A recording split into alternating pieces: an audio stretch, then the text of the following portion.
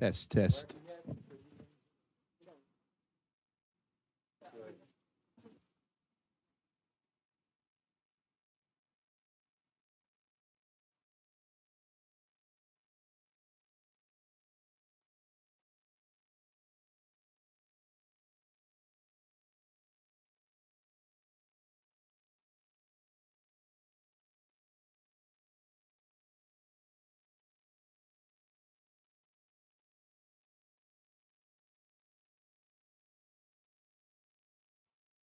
Good evening. I'll call the meeting to order at 6:47 PM, Thursday, June 27th.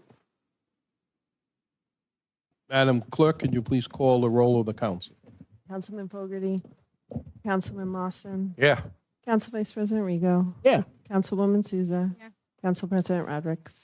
Here, the record show at the moment, 4 members present. I did speak with Councilman Fogarty earlier, said he was busy but would make it. So hopefully John is on his way. Please stand for the salute to the flag. And please remain standing after the salute.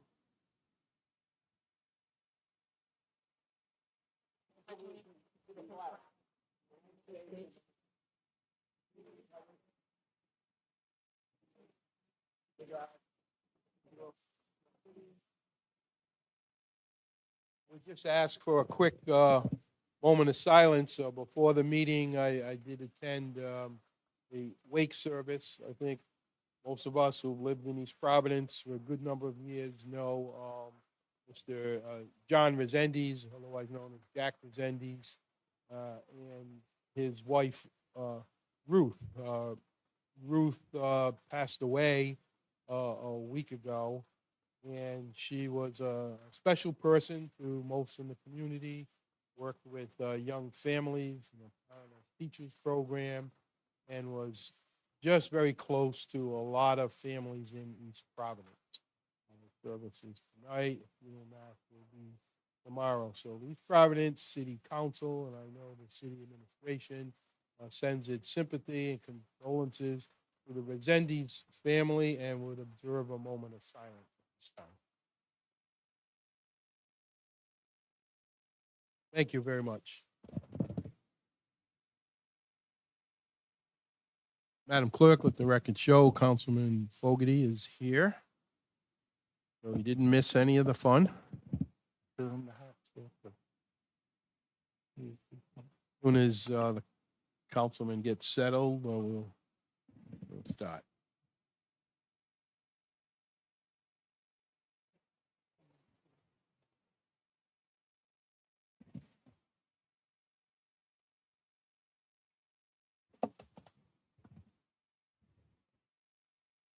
Again, let the record show that there are 5 council members present. Madam Clerk, if you want to read the first item on the agenda. Discuss pending vendor payment for city vehicle repair. Discuss, Councilwoman Souza. Thank you, Councilwoman. Thank you, Mr. President. So this I have on the docket as a discussion, or more today, of just being a generalized statement. This further discussion is to come. I spoke with the business owner, so it's a local business owner here in the city who provides services to the city for repairs of vehicles in the city. And the business owner had reached out saying that there's been an outstanding bill for a vehicle that was repaired at their establishment, and it's over 6 months, and it's being held up by the city. So the business owner has some distress over that. They've sought to ask questions and have not received any viable responses, and so now has escalated it up to myself as a representative of the business in the ward. So unfortunately, the business owner is out of town and asked that he be able to come to the meeting and discuss what the situation is, for the council to be apprised and potentially provide assistance in being paid for the services that are rendered for the vehicle that is currently being operated throughout the city and in use.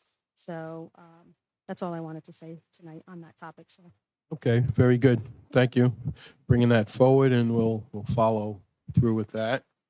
I want the record to show also that 5 members of our city charter commission, including its chair, are present with us tonight, as well as the mayor's chief of staff. So thank you all for attending, and if you want to continue, Madam Clerk. Update on on-call financial advisor, discuss and possible vote, Council Vice President Rego. Vice President? Thank you, Mr. President. The period ended yesterday for this independent financial advisor to the city council, which we've discussed.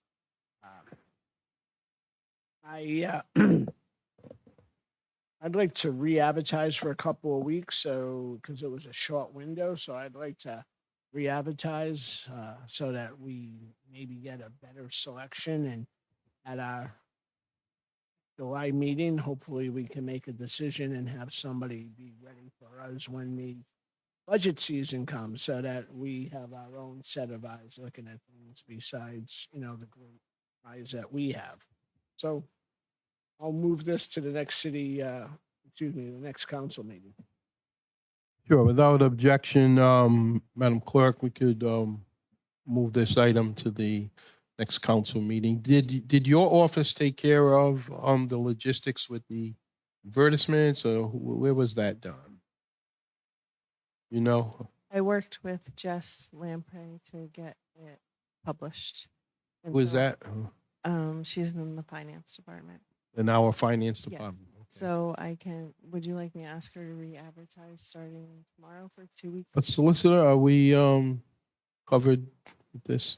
So re-advertisement does have some specific requirements underneath the Municipal Purchasing Act. It sounds like we're using a purchasing officer. I would say that if 2 weeks is allowable on a re-advertisement, whatever other requirements there are, purchasing officer will certainly take care of it. If they can't do it in 2 weeks because of some state law, I would, if the motion just contemplates 2 weeks, the extent legally possible, or as quickly thereafter. So could you make that motion 2 weeks, or? Is that what the state law says? Off the top of my head, re-advertisement is a slightly different animal. I don't know if there's a longer time period. So I just based, don't want us to say 2 weeks and then we can't do it. all right, so based on state law on re-advertisement, that's how I'll pose the motion here. That makes sense to me. Okay.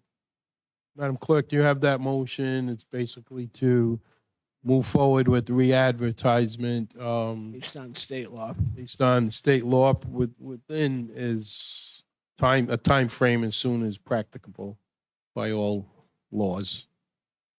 Is there a second to that? Seconded by Councilwoman Souza. All in favor? Aye. Aye. Any opposed? You guys have that 5-0. Thank you. Next item. Review, discuss, and possible vote on suggested charter changes as recommended by East Province Charter Commission as set forth in Exhibit A. Thank you. So we all pretty much have received these documents. This is, before we go any further though, Mr. Solicitor, could you just finalize our timetable here? I know you have to come back with some legal language, and that will be a formal public hearing. If you could explain. Sure. So as it's presently scheduled, the final date for the Secretary of State is August 7th. It's my understanding that the final date for the local canvassing authority is August 5th. So in theory, August 4th would be the last functional date that the council passes a series of resolutions. I will say that's cutting it incredibly tight. And that's a Sunday. So The only reason I know that is my birthday. what we're hoping to do is from this June 27th workshop to identify the areas that the solicitor's office will draft and won't draft. And the drafts will include, each one will have a resolution with changes in it and a corresponding ballot question. I will try to organize the different changes so that there are as few ballot questions as reasonably possible. There's a limit on that because conceptually you can't ask a ballot question about 15 different sections of the charter that don't line up. So I will then produce those resolutions for a public hearing. We were originally contemplating that public hearing for July 9th. The July 9th to August 7th, that would be finalizing the ballot question. Because we don't know what the council will actually want to recommend. There's probably a decent chunk of drafting that still occurs after the 9th and before the beginning of August or end of July. So that's our Okay. current timeframe. Mr. Solicitor, so if we meet on the 9th, you get all the information. In theory, giving you a couple more weeks, if we were to meet on the 30th of July, that Tuesday, is that safe? Then we can have our final, if there's any issues, does that give you, is that a good time frame for you? I can do the drafting through that time frame will work better on my end. The challenge will be if there are changes at that meeting, it won't work well. Okay, so the 9th is, you'll have everything ready for the 9th? I endeavor to have everything ready on the 9th. Well, It could always be the 16th. And what type of changes do you anticipate? Because we're under the assumption tonight, we're gonna tell you what should go on and then give you how much time you need to draft the questions. And then the next meeting, we'll vote on the resolutions. This body is the only body with any authority to recommend changes. So it's up to this body whether or not So tonight will be the So, change. yeah, so recommendation. tonight, we do all our changes tonight, you're good for the 9th then, is what you're saying. I was trying to give you a little extra rope. I think I should be good. If at the end of the night tonight, it feels like there's 30 different ballot questions, I'll have a different opinion then, but I don't anticipate that based on, So at the end of the night, we could set the date. yeah. See how much, okay. Yeah, I think if we try to keep this less than complicated and shoot for that 9th, because we all know intentions are good. We've seen it with the budget process. Extra day or two can cause some problems. So I would just open it up to some comments from the council. I'm not going to direct anything. I have, as some of you know, as this council knows, I want to thank you. I had a little setback this week dealing with some family illness. Everything's fine now. Everyone's home. But, put me back a couple of days sifting through the last minute documents, but I did go through it last couple of days. So at this time, and I also had a conversation with the Charter Commission Chair, and we don't want to ignore the work that they did. So he said he'd be available for questions, and if he needs to give us some advice and counsel from his end. But that was a board that did a lot of work, and even though the buck stops here, we certainly want to not ignore their existence. So along the way, feel free if you want to ask the chair of the Charter Commission a question, and he has other members here as well. So anyone want to go first? What you've seen? I got a question first. It's on process. So the grammatical Scrivener changes. Do you need a motion from us to create a resolution to clean that up? I don't really, I don't know that I need a formal motion on anything tonight, as long as it's very clear to me what I should be drafting. Okay. You're not voting to approve or deny anything tonight. I have zero issues with the grammatical Right. stuff. So I think it's safe to say that this council and the Charter Commission, when they looked at it, we all agree that spellings, things like mayor from city manager, all that has to be changed. So you can feel free to create that final document.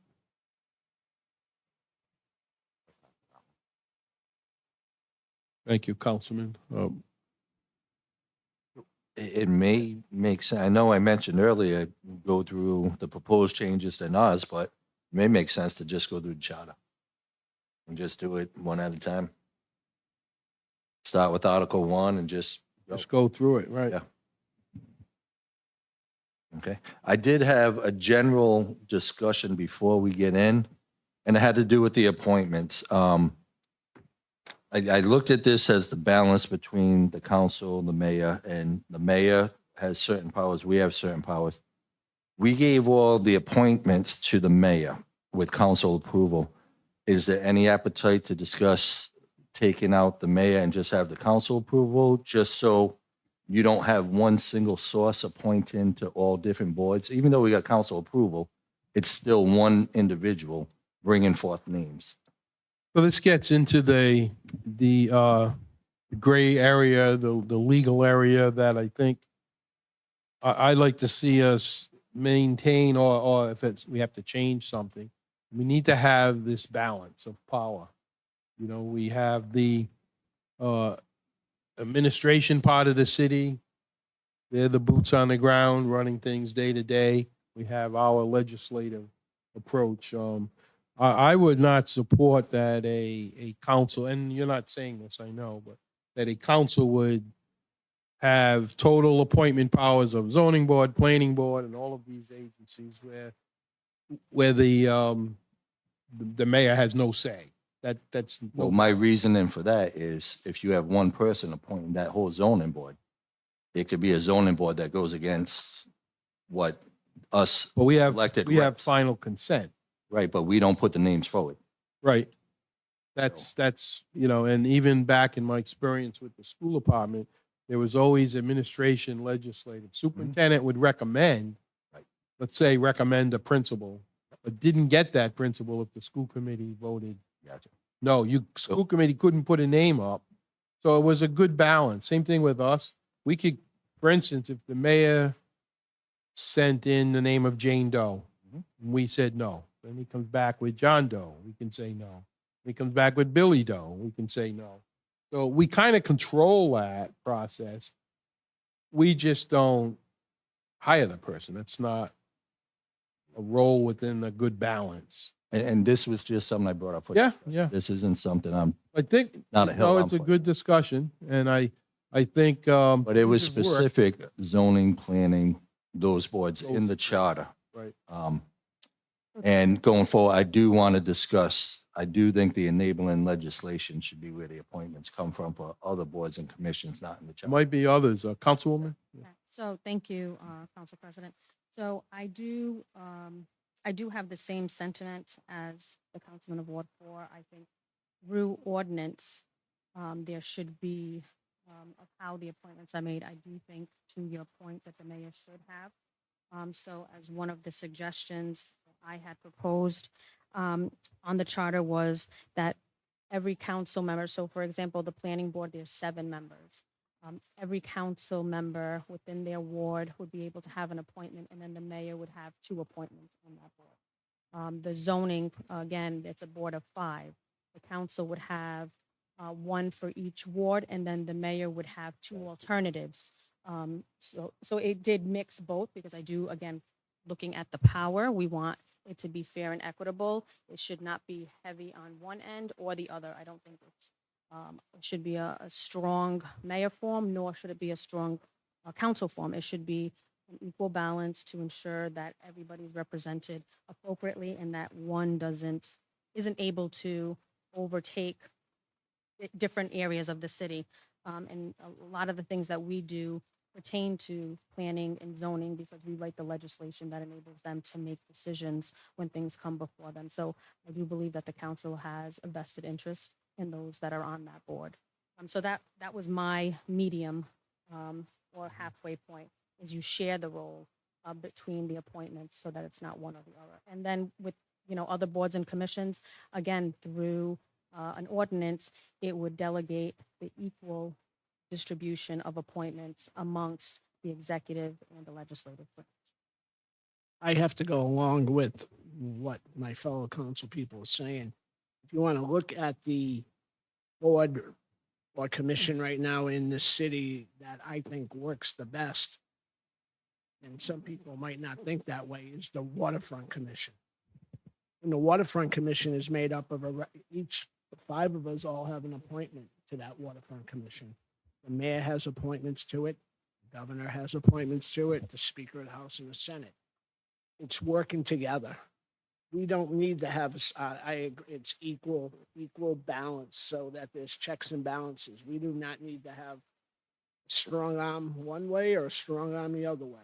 And this way, it's more of a balance. And I also propose that their terms would run concurrent with the council terms. We've talked about that as well. So one pushback I got on that, 5 or 6 years. So that- well, talking with the carousel folks and stuff, if it ends right when the council ends, there may be projects going on that you're going to lose the historical knowledge, the institutional knowledge of what's going on. So staggered terms may make more sense. So that way we're not falling down there. You look at other cities, and you look at Warwick, and I'm going to use Warwick a lot tonight because they're the benchmark. They've had this form of government since the beginning of time. They've had great mayors, they've had great council. They work together, they have difficulties, but at the end of the day, they work for the best of the city of Warwick. And I know a couple of their mayors very well. They had issues with their council, but at the end of the day, they buried the hatchet and they moved forward. But they had that checks and balances that we're talking about here, that there's representation from both the council and the mayor. And I think that's the best way to do something. I will say this, and it may be a little off the topic, but in the news these days, Warwick is having a lot of difficulties. So I don't know, right. Well, currently they're in some trouble financially, and the Waterfront Commission is a little different in that that's state mandated. There's some city involvement, but we don't really, get that involved with them. I'm just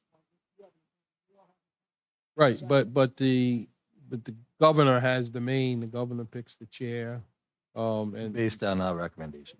yeah. So but it's a good balance.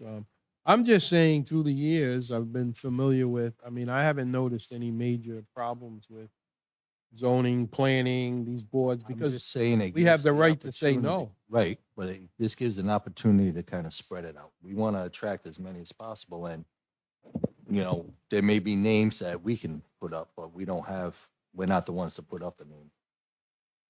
So I kind of like the idea of splitting council and mayor appointment. So that suggestion was in the packet that the council, was doing. One thing I do want to make this body aware of, about, I don't know, 10, 15 days ago, a new law was passed from the General Assembly, which enables municipalities to merge their planning and zoning into a single board that can handle all things for the planning board and all things for the zoning board. That thing something to consider? For what it's worth, the policy impetus behind that is it's a little bit awkward when a project has to bounce between two boards. There's been a lot of work to streamline that. There's also been some issues across the state, not as much in East Providence, but where someone will submit an application and they're not heard for months because the docket is so full that they get moved out. So it's allowed but not mandated. Correct. So at this point, I wouldn't combine them because we wouldn't have time to vet it. So keep those two separate. You have a question? We'll take strictly from commission members if there's no objection. If I got no objection. I Sure, think it's if you important wanna to hear just, from them. make sure you identify yourself as a commission member, and thank you.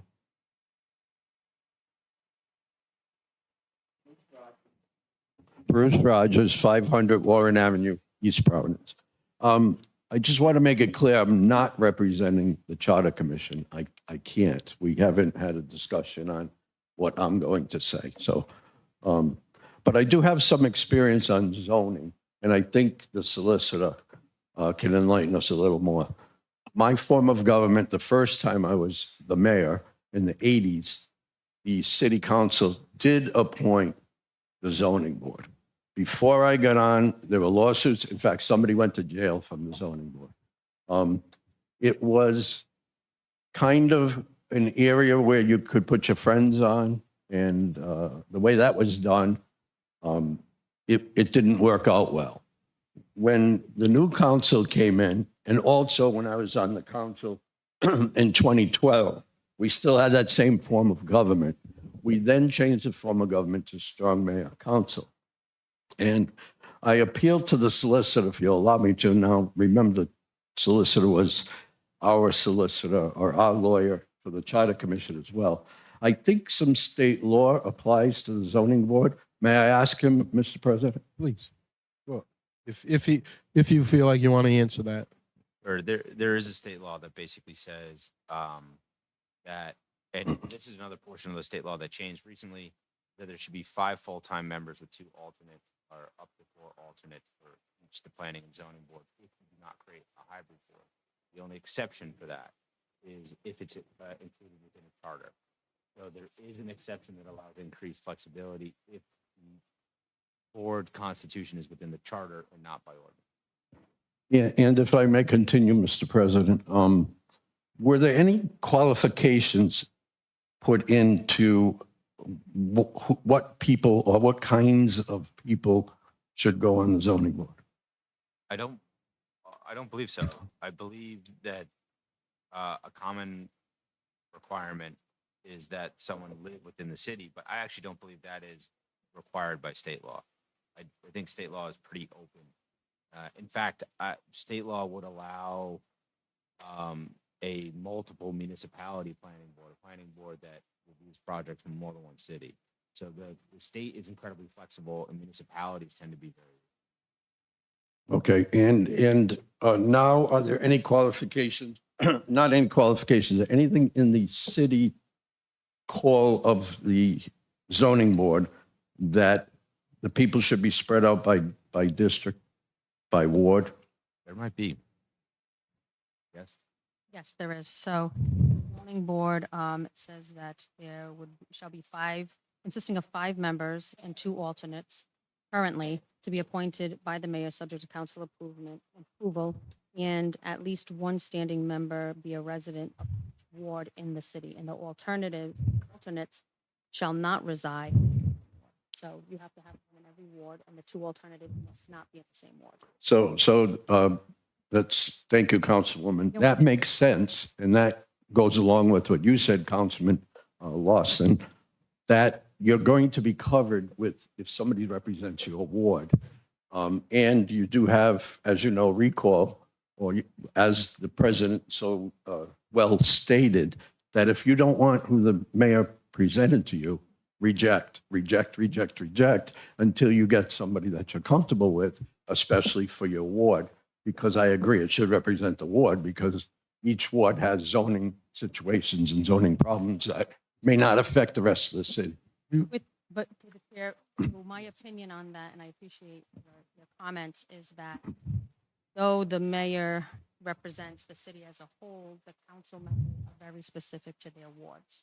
So they are more boots on the grounds with the local businesses and residents, and they receive the direct phone calls. Though people may reach out to the mayor's office, and maybe some might get through to him specifically, they always get through to the council members when they call. And then to the point where the council could approve the appointment or the nomination, I have yet to see a council say no to an appointment because, one, it's embarrassing. It's not like the mayor, will have a conversation ahead of time and say, this is who I'm considering, or it gets sent a week or 2 in advance for us to vet the person. So it appears on the docket. Obviously the mayor sends their communication in a day before the dockets post for our review, but it's still not, it's not the same. I understand, Councilwoman, and and I know you know this, so I'm not trying to reprimand you or to correct you or anything. But the, Better not. I know, she'll come over and she'll smack me in the No, mouth. I do not physically, hurt anybody, but I will say my truths. Okay, but the administration, i.e. the mayor, has to deal in situations in events and things that happen with zoning changes and with zoning issues more than a council. The administration has to deal more than legislative. Yes, the constituents are going to come to you, and therefore you should be able to, in your rejection of the people, even in conversation with the administration, again, i.e. the mayor, say, this person is not going to work out because I don't see them as pro people, and therefore they may cause a problem in my neighborhood or in the neighborhood of the constituents that I represent. So a question I have under this thought, if the council were to have direct appointment, is there a check or balance on that, or is it automatic? By the council, but no other body, not the mayors or administration, or, so we lose a little bit of a.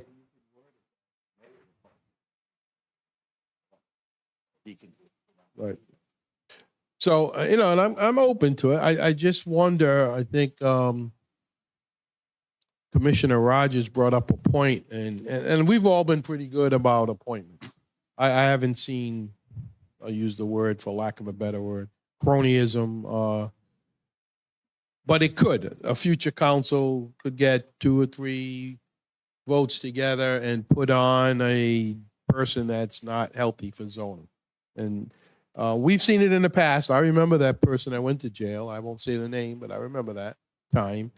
Things could happen with now, and if a mayor is, he or she is worth their salt, and this happens sometimes, it doesn't always happen, but a mayor should come to, if the appointment is in Ward 3, that mayor or chief of staff or someone should go to the Ward 3 council person and say, I've got 3 or 4 names here I'm thinking about. What do you think? It's your ward. I think if people are fair, we could, work that out. I think all of us at one point, sometimes we have differences, I know, and we're going to try to work on that going forward. But I have had, I've heard instances where administration has kind of asked at times. When tensions are there, then maybe not so much. But there's a lot to think about here with zoning and planning, and maybe for the future, look at this combined group. You're right, we can't do it now. But maybe that's an answer, because I do see at times conflicts with planning, zoning, and public gets confused. Well, I was told one thing, but now I'm getting a different vote. So those are some questions I have, some concerns. Dylan, can you put qualifications in the charter regarding, because zoning and planning, you're thinking real estate agents, contractors, legal folks that deal with these type of issues. There is some skill sets that make more sense to have on these boards than just somebody who knows somebody. You can put in qualifications. Qualifications need to be reasonably related to the activity of the board, so you're already right on top of that conceptually. The thing I would warn against is it is incredibly difficult to find anyone. I know. That was gonna be my next statement.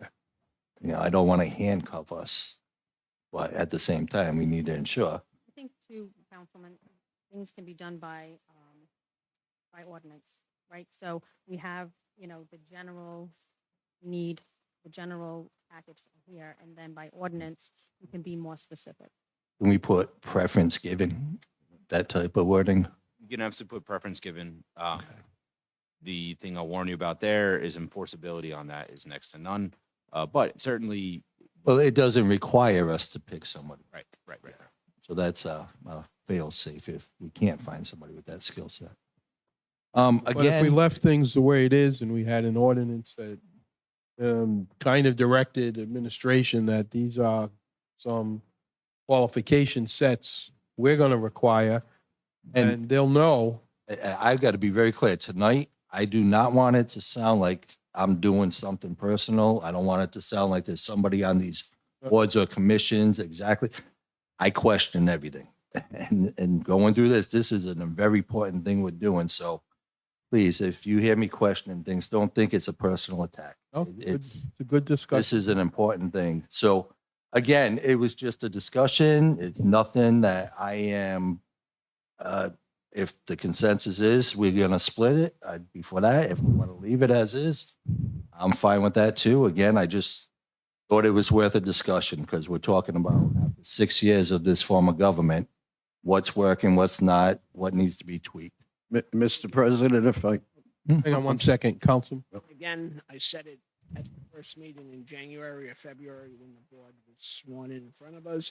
I said it numerous times. We as a body and everything, we got to look at this and say, what would people 20 years from now who are sitting in our seat and who are out there, what do they think? And the best compliment, as I said the last time, when the last constitutional convention was done, they got it right, and we haven't had to have one. So we want to get this thing as right. So 20 years from now, when people are looking at this, and they can say that in 2024, we got it right, and we've done pretty good. We've done a good job. I think we've worked ourselves through things, and we continue to do that. But we obviously got to look in the present, but it's not about today. It's about 20 years from now. Keep that in mind. Very important. A good follow-up to that is, it was about 20 years ago, maybe 30. You know, I forget specifically when the council did have that right to put people directly on, and we did have those problems. We all heard the stories. You know, you get an envelope under the table, you get your zoning passed, and so 20 years later, yeah, people are saying what we got has been working. It worked. That's the council in 2012 when Bruce Rogers and other people were on the council. It worked then too with people appointment. It didn't work 20 something years ago because we had bad people on the council. We had a councilman from Ward 1 that went to jail. That- So I mean, so that goes. That's the point. If you get but I'm bad just- people, But yeah, but it does. We never had issues in We Ward haven't 4. had issues, so please, you know. and- So thank you, the only you've helped. stripes I like to wear are Yankees, so that's the way I want to keep it. Yankees. and Mr. All right, well, we President, don't if I wanna- might, before I sit down, Councilman Regal hit the nail on the head. And each time we discussed an issue, just about each time at the Charter Commission level, it always came up, keep in mind, we love this council. It's not for this council. Exactly what Councilman Regal said. It's for years to come. What happens in 10 years when you have a council who is corrupt or thinking corruptly? 20 years. Same thing with the mayor. You can't make we couldn't put in policy for this particular mayor. What's going to happen in 10 years? What's going to happen in 20 years? So we did think of that. Everything that we're presenting to you, that came up. And you can't legislate behavior, but you can outline the rules of the game. And you can discipline bad behavior. Well, let's keep this, So again, that was, unless somebody's got a strong motion to change it. Well, I don't think he's taking motions, it's just yeah, feeler. general feeling. Okay. general. Well, when we get to them, Thank you. going through the charter. Thank you. Thank So let's hold a thought and we can maybe finalize. We're gonna, when we get up to like the planning, the zoning and stuff. So Yep. All right. What else? I would say section 1, it's just info pretty much. I don't see any changes. Where are you? I'm just going through the charter. So Okay. Article 1, the Yep. basic provisions. I don't see any changes and I don't believe there was any proposed, right? Yeah, Yep, that looks fine. all right. Form of government. So Article 2 deals with the city council. I took a few notes. I'm sorry, does someone want to go first? I don't want to. Yeah, just, so before we get down to, some of your changes, or suggestive, I should say, changes, in section 2-4, there was a suggestion by the commission, I believe, to add that the council president shall have the power to set all of the city council meeting agendas with the assistance of the city clerk and law department. So I think that that's good language to have. I think it's just being specific and letting us know, I mean, we already know that that happens. I got a question though. Does that mean we have no say in what goes on the agenda? No, Because it sounds like it's just giving the power to one person. The way I read it, it just could be just the way I read it, but I mean, and he brings up an interesting point because if you, again, you get a power hungry president and this guy doesn't, he shares everything. But in theory, if you wanted to read it that way, it could be his way or no way. that's the way I read that. yeah, that I line. didn't even. I got no problem Yeah, with no, the no. president, vice president, Yeah, so- meeting with the lawyers and city clerk. I Right. got zero that's what problem. Goes on right now. But I think the whole council should be able to add to an agenda. Oh, no, I definitely think Yeah, the council should have. I just, was Absolutely. there, the way that was worded? And can we just say they feel free to jump Sure. up for the subject at hand and One of the speak things I whatever? did want to add was I didn't think that it should be limited to just the council president, so I did make a Right. note Okay, for maybe it's just designee. wording? So I think, I didn't even think of that as it being just the council president doing whatever they wanted on the agenda. My thought, and I actually, and because you bring up a good point that I didn't think about, so I would actually want, after Mr. the Chair speaks, have Dylan specifically answer that question because language means everything. In my opinion, so I'll stop Yeah. there before. Hold that thought and you can come back and just you. identify yourself for the viewing public and the record. Mark Furtado, Charter Commission Chair. Dylan can elaborate more on it, but customarily, the chair does formally set the agenda. The reason that the language says that and then also includes the city clerk and the law department is also historically, the city clerk and the city solicitor will sit down and make sure that the agenda is drafted correctly, legally speaking, everything goes together. The inclusion of the council president is because, yes, they do technically have final say as the chair if there were something that was conflicting or something like that, because they are the head of the body. But having a city clerk that it's an employee of the council, there wouldn't be anything that would impede a member of the council from putting something on the docket unless it was illegal or something like that. Am I right, Dylan? And just to clarify, it's pretty much what's happens now. I mean, there are standard items that are on every agenda that stay there. Council members submit their items. They always copy me, even though I tell Councilman Lawson and Rigo, keep it at 5. They send about 12, but I kiddingly, but down to 9, it's getting better. But it's working. We all get together. I don't think I have yet taken anything off an agenda. No. I think I have asked a couple of times about, well, we need a little more information. Can we put it next week? And generally the answer from the councilwoman is sure, no, from any of us. So I think, yeah, tightening up is fine. I'm absolutely in complete agreement. I just, I when I agree. read that language, so maybe we can clean that up. So if Well, somebody. with a- solicitor, if the language can make it clear that it is not exclusive of the council president, that council input is welcomed and encouraged. But I think the other side of that coin is that, a council chair or president should be copied. Oh, absolutely. So there aren't any surprises and they shouldn't- do. They shouldn't be the be all end all. Right. To say, It works both ways. Right. Right, So- so thank you. So if you could do that for us and. I'm happy to do so. I do think that an important part of what we're doing tonight is identifying what is worth trying to put on the ballot, what is not. And to the extent that Sure. it's a distinction without a difference from current practice, it may not be worth that level of detail and effort. Right, that's what I was just gonna say. This is an This may item, not. this is an item that would take up ballot space, and we're talking about limiting the ballot. And I know people in Cranston with the Board of Elections like to keep ballots as simple and easy as possible. So this is like going back to the verbiage. unnecessary additional. And we have to remember, none of this becomes law. It would be voted on by the public. So if we don't have to overly complicate something, this is something I think if there is a problem, we could fix it without, If I could just. yes, please, Just if you want to cut down on the amount of ballot questions, 'cause I know there's a lot of stuff that we proposed, and I know you have additional things. One thing that you could also do to clarify is you have a set of council rules. You could just insert that into your council rules. So that way you don't have to worry about ballot questions. yeah, good point. Thank you. What else?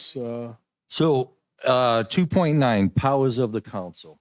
Number 2, let's get rid of that. The council doesn't need to establish administrative departments and distribute work.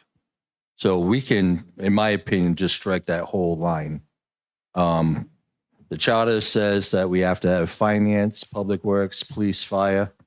The other departments, if whoever the mayor is says, you know what, I need this, it shouldn't be a major, in my opinion. I don't think that should be under the powers of the city council to establish administrative departments. Yeah. And That- the checks and balances there is if we do have an administration that's adding stuff, we control the budget vote. So there's the checks and balance there. But I don't think this is something that should be the power of the I city. don't think historically councils have done that. There is that authority within the charter now, but, if you left that open-ended, Because you council could create a situation where we say, we want this, and they say, we don't need, or we don't want, and so hearing it, no other dissent, Mr. Solicitor, if you could strike that. Thank you. my other one was 2-5, clarification. Provide for an independent audit. Other than passing the resolution to pay for an audit, what do we do to provide an audit? What is our role in the audit? So it's section 2-9 under powers of the council. Item 5. Oh, okay, item 5, right. Provide for Should that independent be a order. power of the mayor that they have to provide the audit? Well, I think the council has to provide the financial support. Which we do through resolution, We but do, right. the mayor is the one that hires the auditing Yeah. firm, brings it. No, I agree, but at Stuff like that. times, this council has asked for independent audits, so we can still do that separate. We don't need this language. I don't so- know that we don't necessarily. So need- that's why I'm asking for clarification. What does legally, when the city council is required to provide for an independent audit, legally, what does that mean? So I think one of the interesting things about this charter, because it changed type of government, there's a lot of things in this charter that were contemplated for the council was the only elected body. This was the way that the charter guaranteed that an elected body would produce an audit. So if the question is whether it should be a mayoral responsibility or a council responsibility, that's a policy question. Either party can do it. In practice, the council is always very reliant on an administration because the council doesn't have full-time staff. Right. Exactly. So if the council wants to switch this to a mayoral responsibility, I think that makes perfect sense.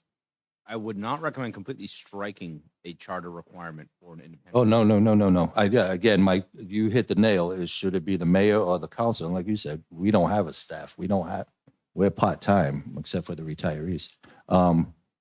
So to me, it makes more sense that, because it's still going to happen one way or the other, and currently the administration does it. So I would suggest putting this under Article 3, under the powers of the mayor. And again, it's still providing an audit. It's not taking away the requirement of an audit. It's just kind of codifying what we're already currently doing. And it's just cleaning up the language of the The charter. commission chair, does that make sense within your discussions? That's okay. Okay, so Mr. Solicitor, could you kind of, Question on that. yes, Councilwoman. Does that mean that if the council wanted to have an independent order that they could not?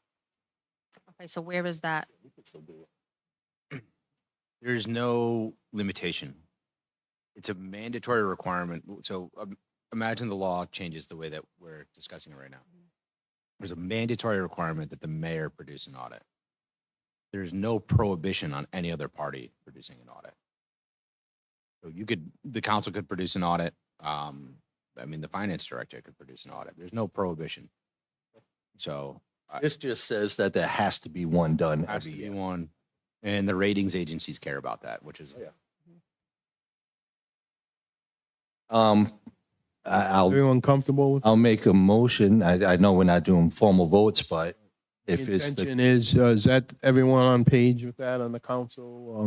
so for clarity, it would be striking section 2-9, article 5 from 2-9 and putting it under, give me a second, the power of the mayors is 3-5. If that makes sense.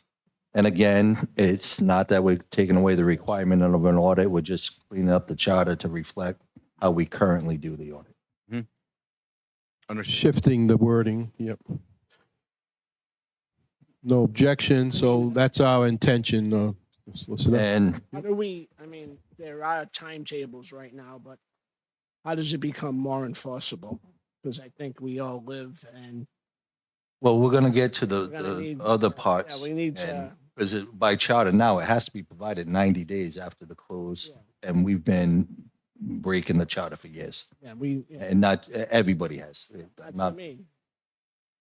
So we gotta make it more realistic. well, when we get to the part that says it must be provided 90 days, that we could discuss that because we hear a lot from the administration, well, the auditor general doesn't give us what we need.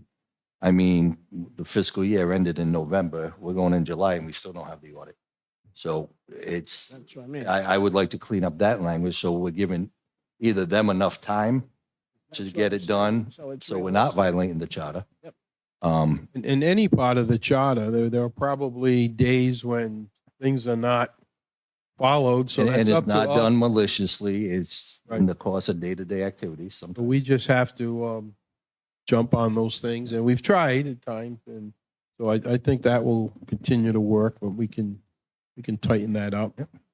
What else? And my last, oh, I got a few more, and I don't want to hog everything if you. No, that's all right if someone else wants to jump in, but So Article 2-9, Item 8, I'd like to discuss the mayor's role in the licensing process. item And- what, 8? Number 8? Section 2-9, number 8. Okay. Correct. Yep, I see it. And the reason I bring this up, it's basically what we went through with the Rumford Motor Inn. So currently it says to delegate to the mayor the power to grant, suspend, revoke licenses. Shouldn't the city council, and how does Providence word theirs, Dylan? Does the mayor have a part in licensing at all? The mayor nominates Board. board members and the council approves. And then the licensing board as a separate entity from the council or the mayor oversees all of licensure. Not to speak for the solicitor who knows much more than I do about this, but Providence has so many council members that they have a separate a board of licensure. Right, but for similarity, we are technically So we, that board that Dylan presides over. So in your licensing in the city of Providence, does the mayor have the ability to come in and revoke a license or? That's the only thing. I'm just trying to clarify. And again, this is not, No, the mayor would not without a vote of the board. The lone exception to that is technically a temporary emergency from the police. okay, They don't even, in practice, the city doesn't even do that. The board gets called in okay. to do that. It does not require it here either. So the way I read this section is that it is the council's option to pass an ordinance which delegates authority to the mayor.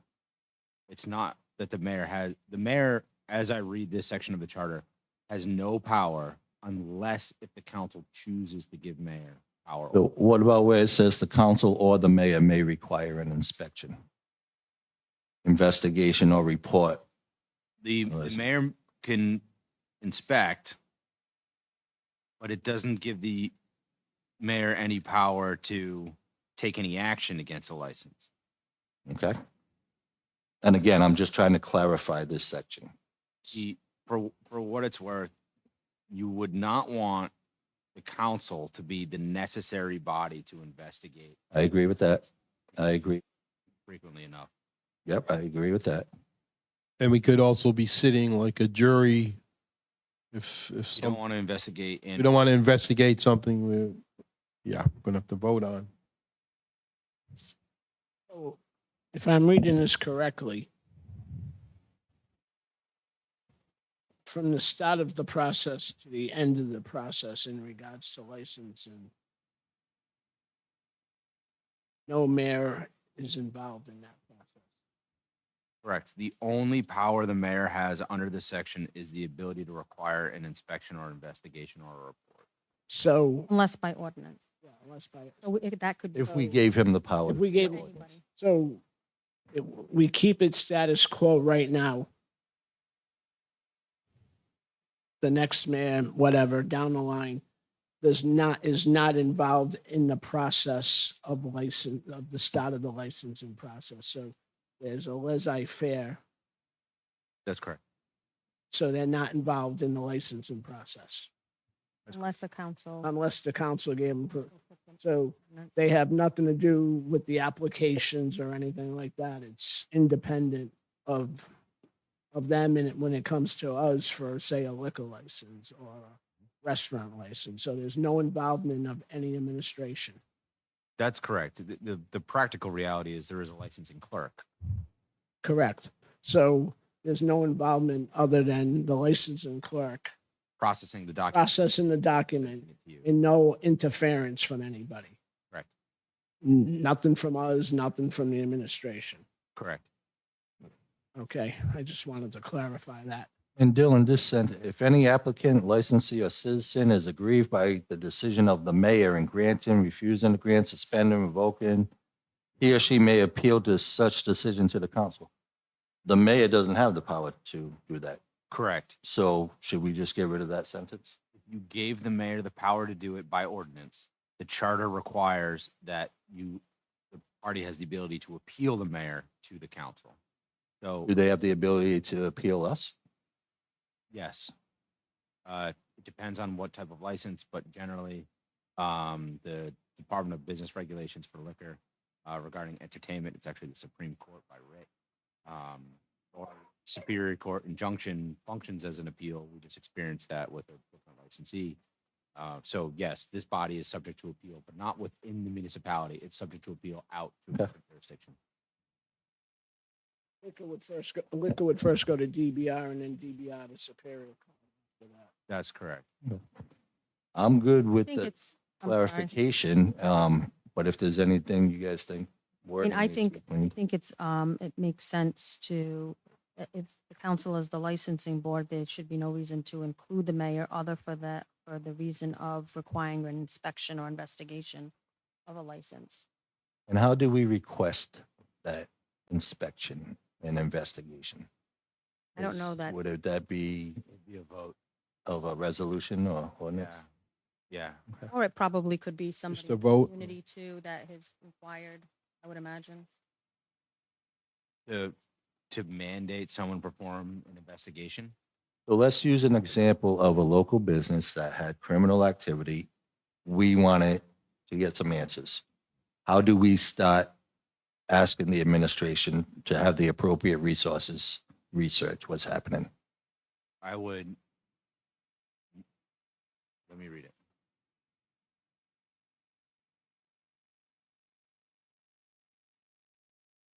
So the city council has the ability to require an inspection. So the council as a body could vote to require an investigation. The party that would actually perform the investigation Depends on the department. depends on the department. Maybe you want the police department, maybe you want the fire department. Maybe, I don't know. Acts or something. The police generally do licensure because they'll send someone physically into the building. Does the city clerk have any insight on that? My understanding was that the council could empower the clerk to formulate an investigation into Sure. an area. Yeah, there's no That's limitation. how I thought it worked in the. Right, but you can't tell the police to investigate or fire. something. On behalf of the council.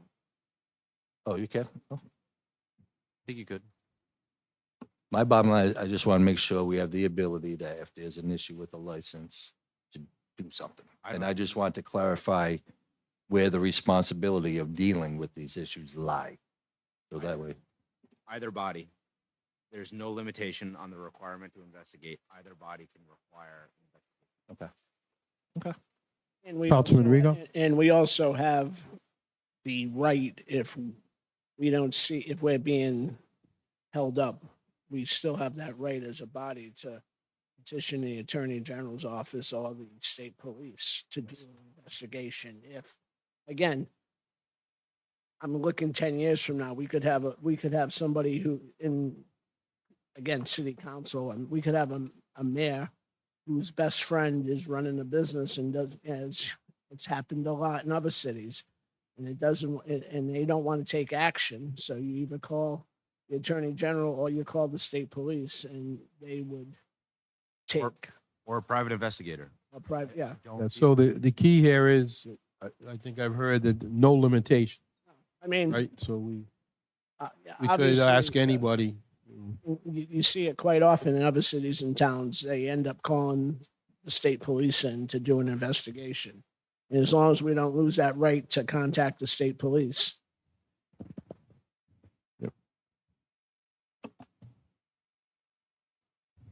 Okay, the last thing on 2-9 is I wanted to add that the council has the authority to convene a charter commission. You guys were awesome, but the way it was kind of put together was, I don't think the best thought out, putting people on a ballot and stuff. I am very grateful. You guys did an awesome job. You guys are great townies. I love interacting. I just think that we could go back to a way it was, because charter, you're not going to be updating often, God willing.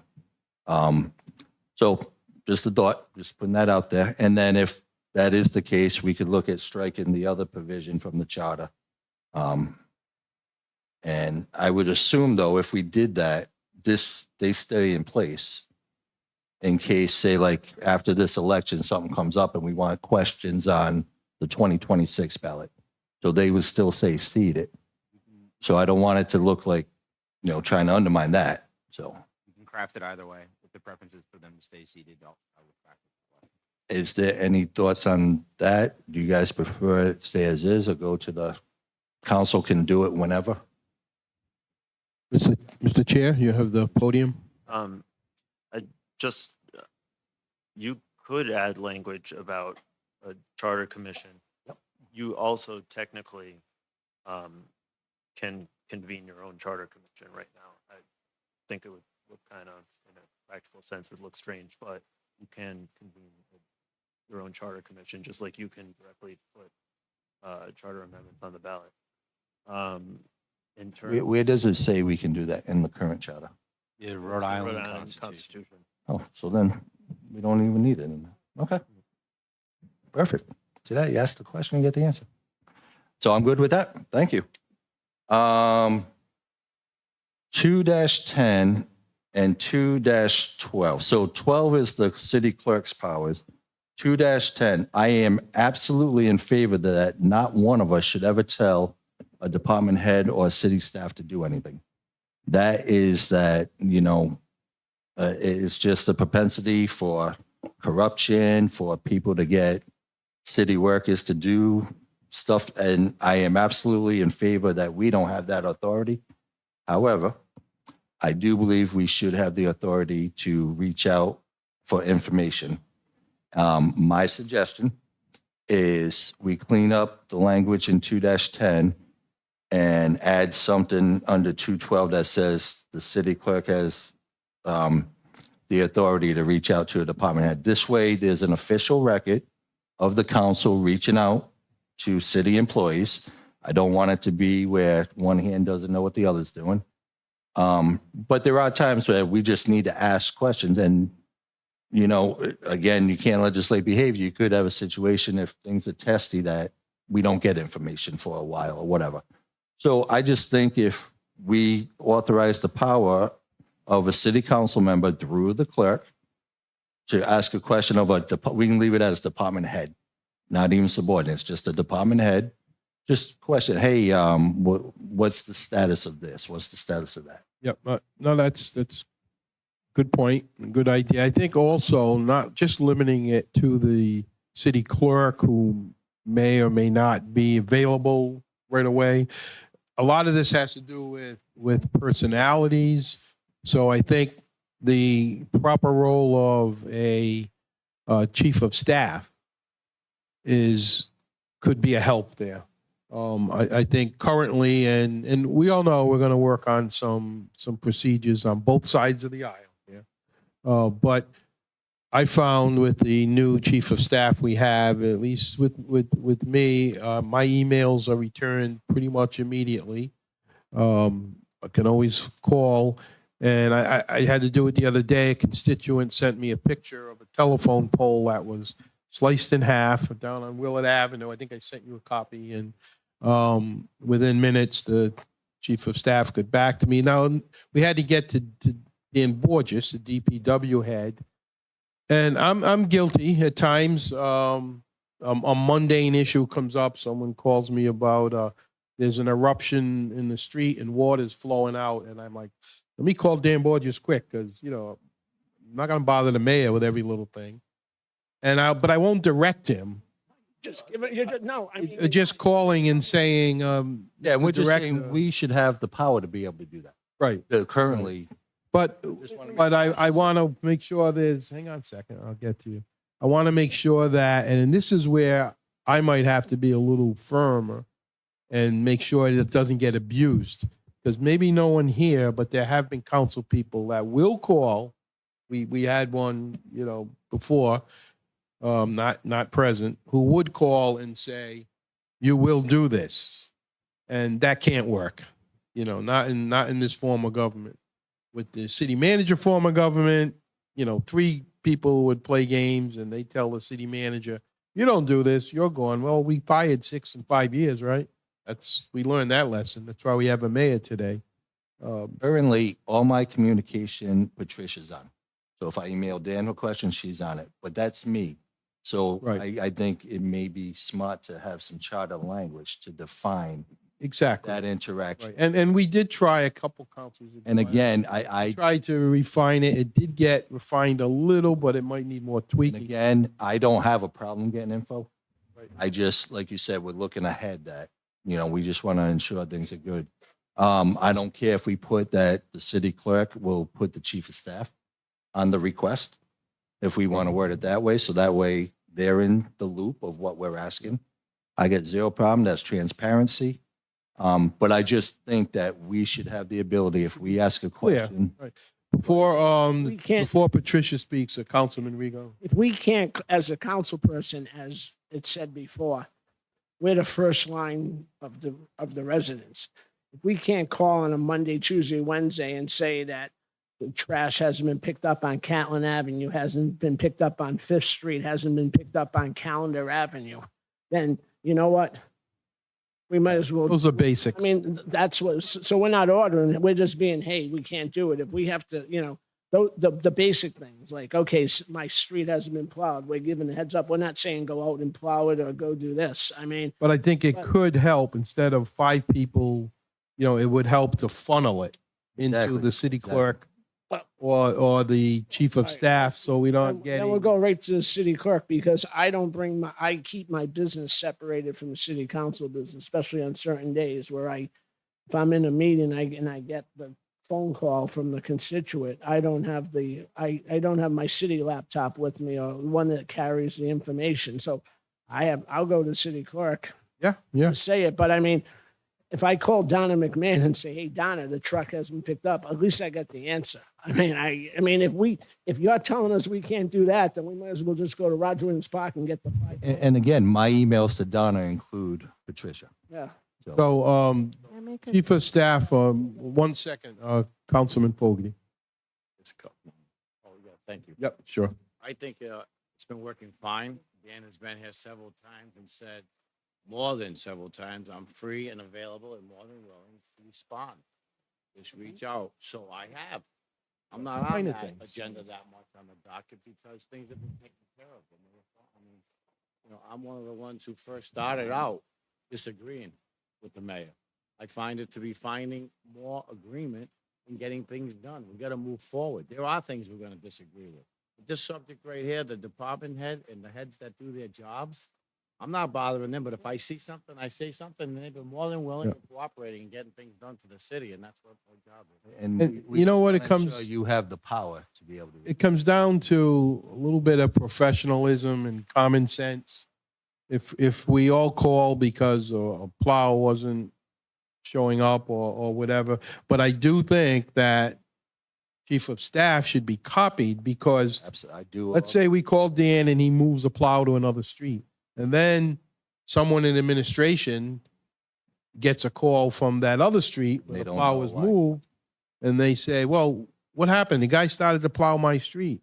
And then the DPW director says, well, he was called away. Why? Well, a councilman called. That's okay. But as long as administration knows, so they have the answer. Exactly, and I Council 1,000% President. agree. Chief, do you want to add to that? I was just, thank you, Council President and members of the council. Good evening. My only feedback is that there are 5 people on this council, and we do receive multiple communications from the residents, and we answer those. We receive them in multiple ways, through Facebook, through phone calls, through text messages, through emails, through Twitter, believe it or not, at all hours. And we're trying to be as responsive as we can. My issue is with consistency. Because there are 5 members and I try to be accommodating to all of you, is they all come in different ways. Correct.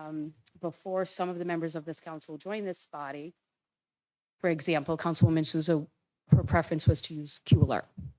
She would enter it into the system, it came through, it went to the right department. That was her preference.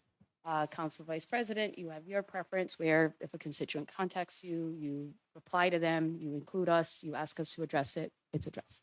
So then we have, okay, well, reach a department head, include the chief, include our office. That has happened. However, some members of the council will reach out to myself, to a department head, to employees, to commission folks, to consultants, and that's where it becomes a little bit of an issue. And there is inconsistency, and you have to understand, we also represent our department heads, right? Our division heads. And sometimes they will contact us and say that they've been reached by someone on this body, and we're not copied on it. It happened this evening. It happened today, as a matter of fact. An employee reached out saying, don't know what to do with this, but this is what this person reached out asking about. So it's inconsistent. And so I try to adjust and be responsive to all of you and what you're, I remember a council member saying to me once, you're answering your text message at 10 o'clock at night on Saturday. I try to be accommodating, but there's inconsistency with what everyone does. And I know we have something in the ordinance that specifies, in the charter, excuse me, how the process was. We spent a lot of time, the previous council members could talk about this, in putting together a form and making it happen. Yes, the water is going to blow up. You want to make that phone call. And so I guess I just wanted to point out that, not only sometimes the employees or the department heads or the division heads aren't necessarily comfortable because, they may have been ordered to do something or, they don't know who they report to. They don't know if they should be dropping what they're doing in the middle of a project that they were directed to do to stop.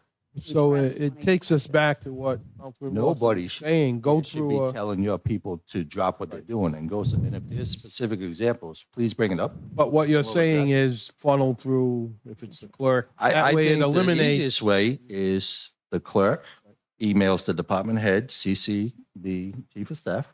So she's aware, the department head gets the request And, and we get the info we need. and emergencies, any of us should, we live in this technology world, but pick up a phone, call the chief of staff on an emergency. We don't want to have 3 people, so we don't have to call the clerk, then the chief of staff, and say a pole fell on Pawtucket Avenue, whatever, something serious. Pick up the phone, common sense, call.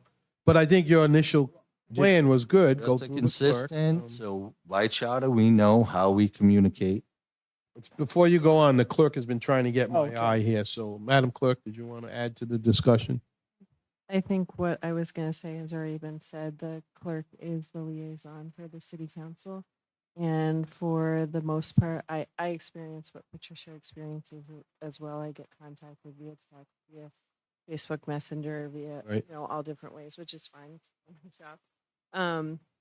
But what has worked best is when I'm able to send a message, and I always CC Patricia and the previous chief of staff. And that way, one of the things that accomplishes as well is that if there are 3 council members that all want such and such paid attention to, there aren't 3 different messages going to Correct. that person, because there's one person who everyone's kind of funneling through, and it creates less work rather than more work. This has been a learning curve. Every one of us recalls the days when the council form of government was different. And we would get direct calls, but I think we're making some progress now. The one taboo is, I would urge that none of us contact an actual online worker. Let's go through the department chair, through the clerk, who will then forward it on. And Mr. Solicitor, can you make sense of all this conversation and draw something up that covers what we're attempting to tighten up here? So I kind of perceive it roughly as somewhere in council powers 2-9, power of inquiry through the clerk. And then to update section 210 to the extent necessary to make sure that that power of inquiry through the clerk is supported. And also, while we're talking 2-10, appointment person, there's one.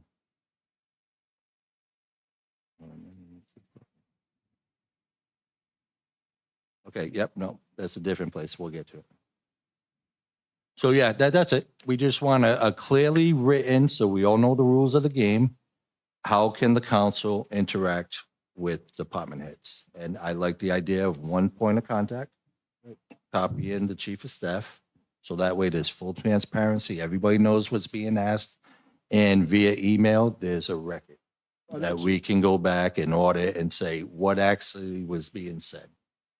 I mean, yeah, that's, the chief of staff mentioned it, and with me, I copy the clerk, I copy her, I copy the chief of staff, and if it's a zoning issue, I put the zoning officer on it. And- Yeah. And there's And I files. CC her on it as well. And make, oh yeah, she's copied. Yep. The constituent has to send in, the constituent gets email. If they don't want to put themselves on the line and they just want to call my recording line, then they do that and it works out well. I mean, probably they're probably ready to kill me on a particular person that sends an email every time something's happening, but it works out well. At least we know. So yeah, it's the best way to copy. And as the clerk said, she's the clerk of the council, and it's a paper trail on our end. And again, this is nothing, I've had nothing but positive when I asked for info. But this is something I believe I asked for when things first started with this charter stuff to Again, clarify this. To my point today, like I called Dan Borges because I got 20 phone calls because the northern end of the city got really hit hard as far as, tree limbs and Ooh. one question. Why we're at that, is that why we didn't get debris picked up today? Because they're cleaning up the storm? Because they were in Redford. Okay. Okay, I'll pass that along. with Yeah, people. no, so there's issues there, like Dan, are they coming by, or is it, for the removal and everything? So there's gonna be situations, we're not asking, but we. The point is just copy the right, so everyone's on the same page and we all, so they know, if, I Solicitor, can you do that for us? Pretty much. Try.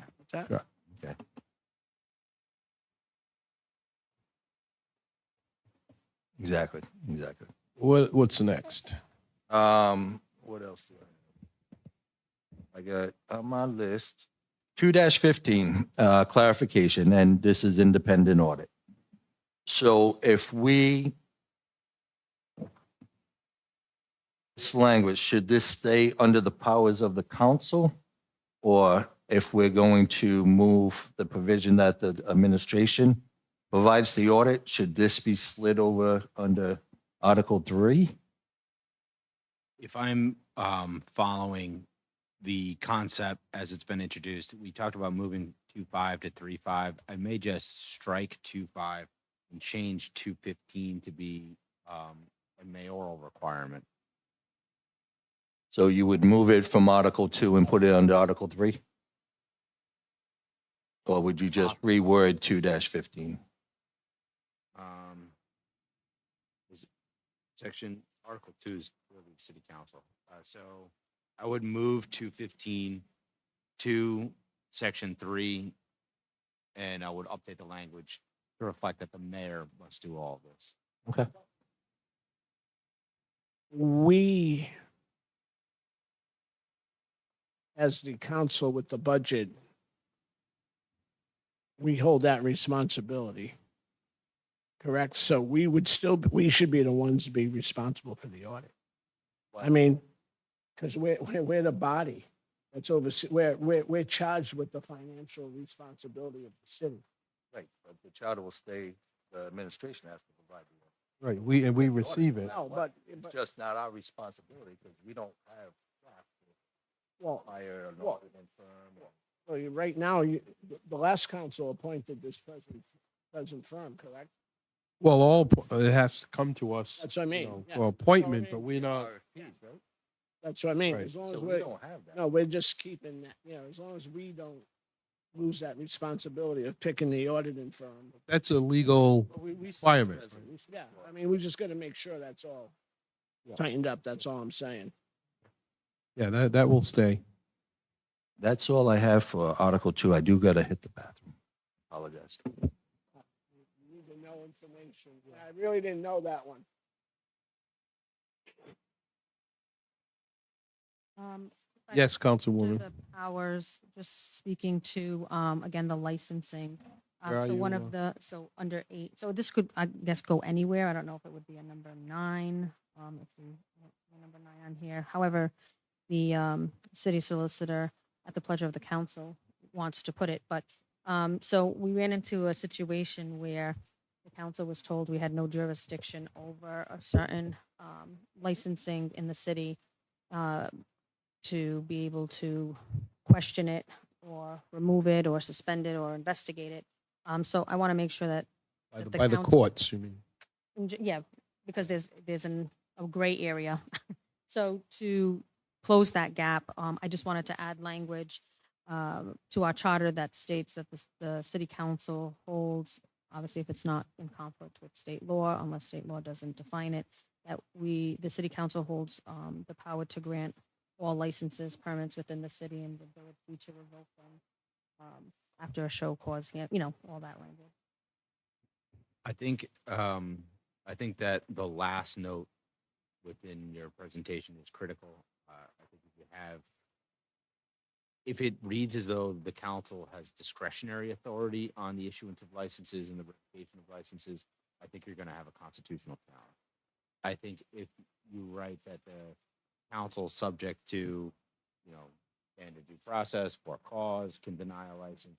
So if it's limited so that the language is very clear that there's no ability for the council to say you can't have a license just because, Right. Yeah, then I think there's a good chance that would survive a constitutional challenge. yeah. I just think it's important to be able to protect the constituents if there's a business in the city that needs a hearing or needs to be spoken to, could potentially, for the health and well-being of the public, potentially be revoked or have some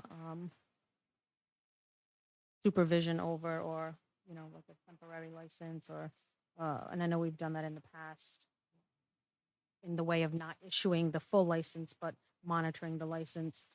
I just want to make it clear that it would be for all licenses and that it wouldn't be challenged. Thank you.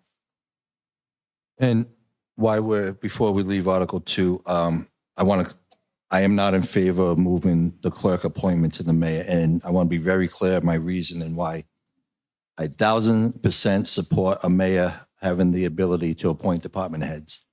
If they have an agenda, say like they want to focus on roads, sidewalks, climate change, they're going to want to hire a DPW director for that. If they got ideas on public safety, they want to hire their people, recreation, all that, 1,000% support. However, the clerk, I don't see how the city clerk can enact a mayor's agenda because everything you do is pretty much by state law. There's all you're doing it. I don't mean it that way, but you have a clearly defined thing that you do that the mayor can't come in and tell you you can't process a license this way because state law tells you you have to. And you're also that pivot wheel. And I know it kind of sucks getting caught in the middle of us, but I do like the idea of having at least one person appointed in City Hall by the council for the reasons we just discussed.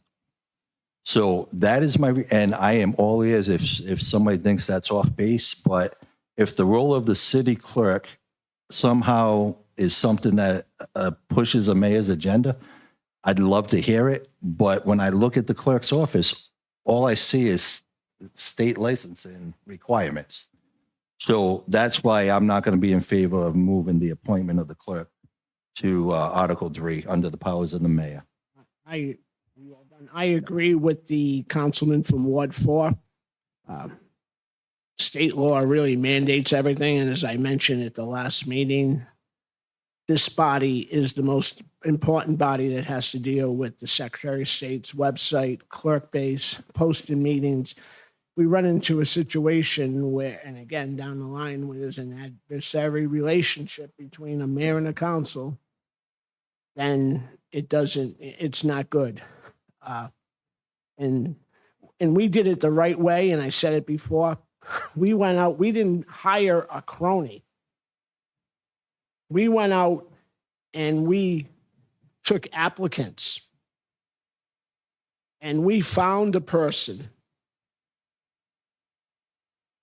And hopefully every council follows this, and same thing in a mayor. You just don't want to put somebody who was a bank teller, be the finance director. I'm just throwing this out. Or somebody that worked at USA skating rinks to become the recreation director.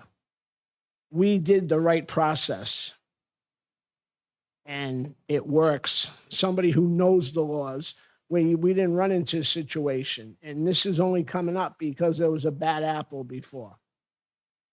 But if you follow the textbook and a council, 99% of what that clerk does is related to council business. So if you don't have that person there, and we don't need to create anything.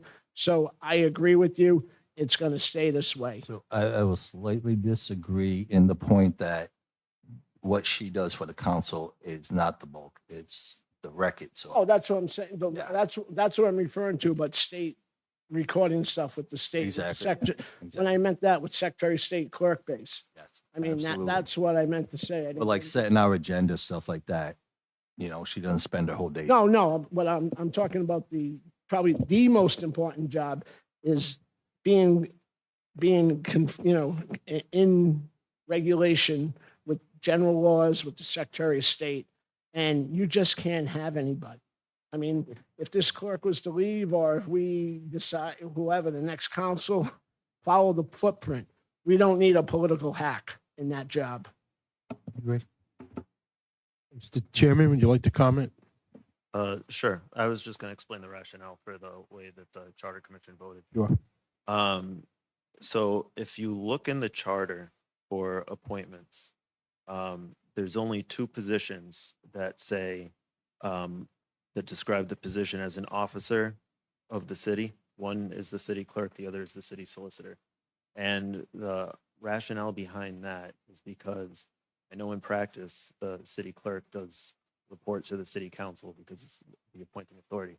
However, technically, because of all the state law requirements, the city clerk is supposed to be an officer of the city, just like the city solicitor is supposed to be an officer of the city and not really report to either the council or the mayor. So I know technically you're her boss, but she is supposed to be able to say, the five of you are wrong. I have to do this and by all of you. Well,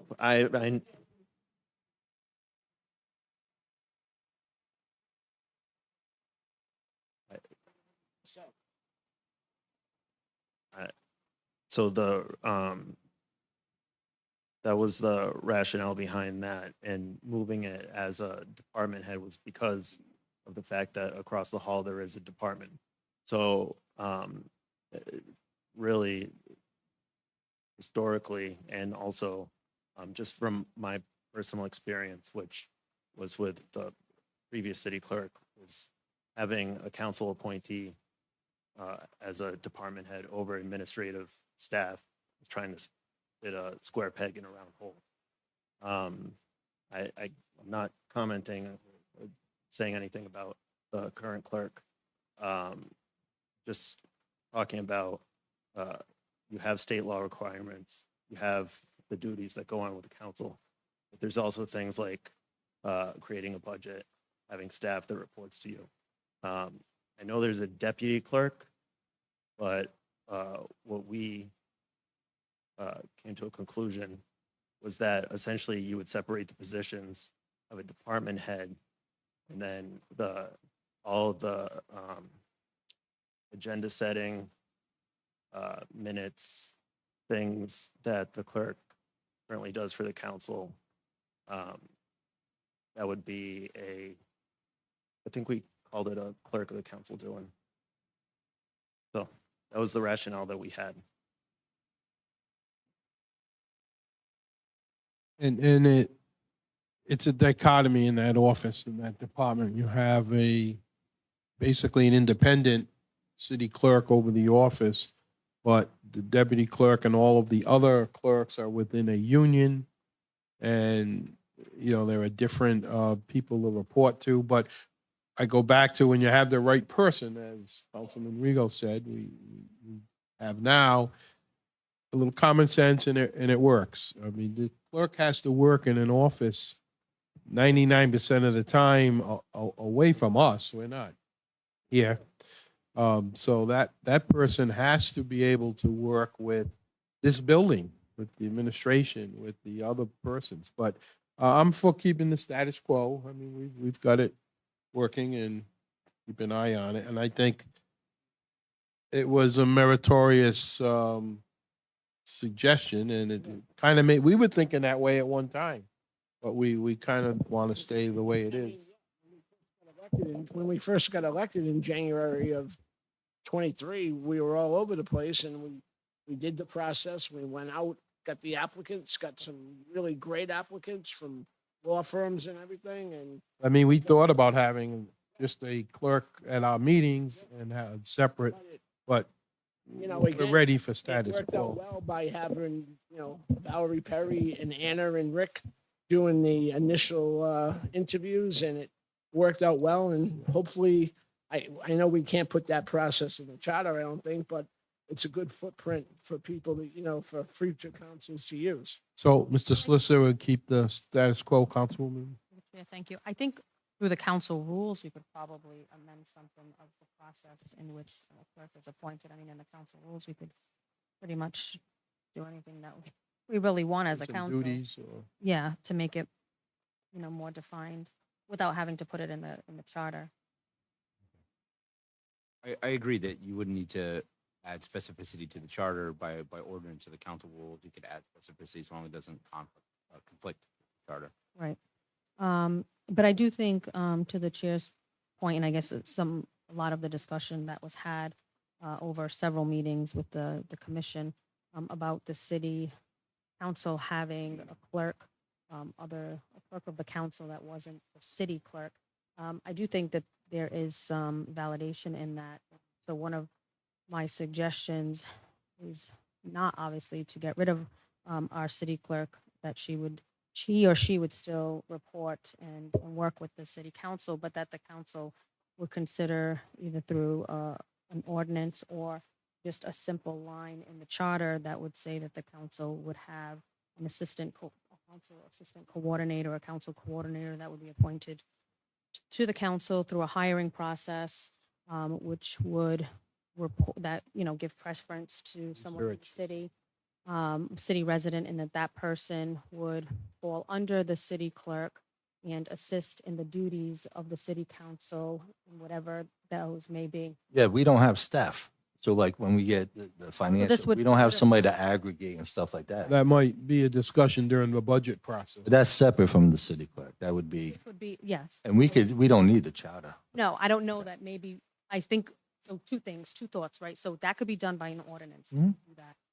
But would it be more advantageous to have just a single line, maybe in the charter, that would just specify that at the council's pleasure, if they choose to have an assistant coordinator for the council, so that way, So I got no problem with the concept, but I'm gonna go back to, is that a ballot question that we need Need to to- put yeah, a no, for question on? sure. So if we Well, can do because- it by ordinance, do we really need a resolution Because to if it put it on goes the on a ballot? ballot and for some reason people voted that down, Exactly. we'd be restricted. Yeah. So we can always do that with yeah, an yeah, ordinance. it's just so- conversation. Sure. Yeah, no, Just good, Thinking it out a loud. good point. Before we move from two, Mr. Chairman, I'm looking, I think I got the one with your proposed changes. I hope it's the right one. 2-12, city clerk. All ordinance resolutions passed by the council shall be recorded and then transmitted to the mayor by the end of the following business day. That was you guys? Am I in the right thing? So Okay, I just want to make sure that we're going through their proposed changes in two now. Yep. Okay, and if I miss any, please let me know. 2-12, city clerk, and it looks like they added item I.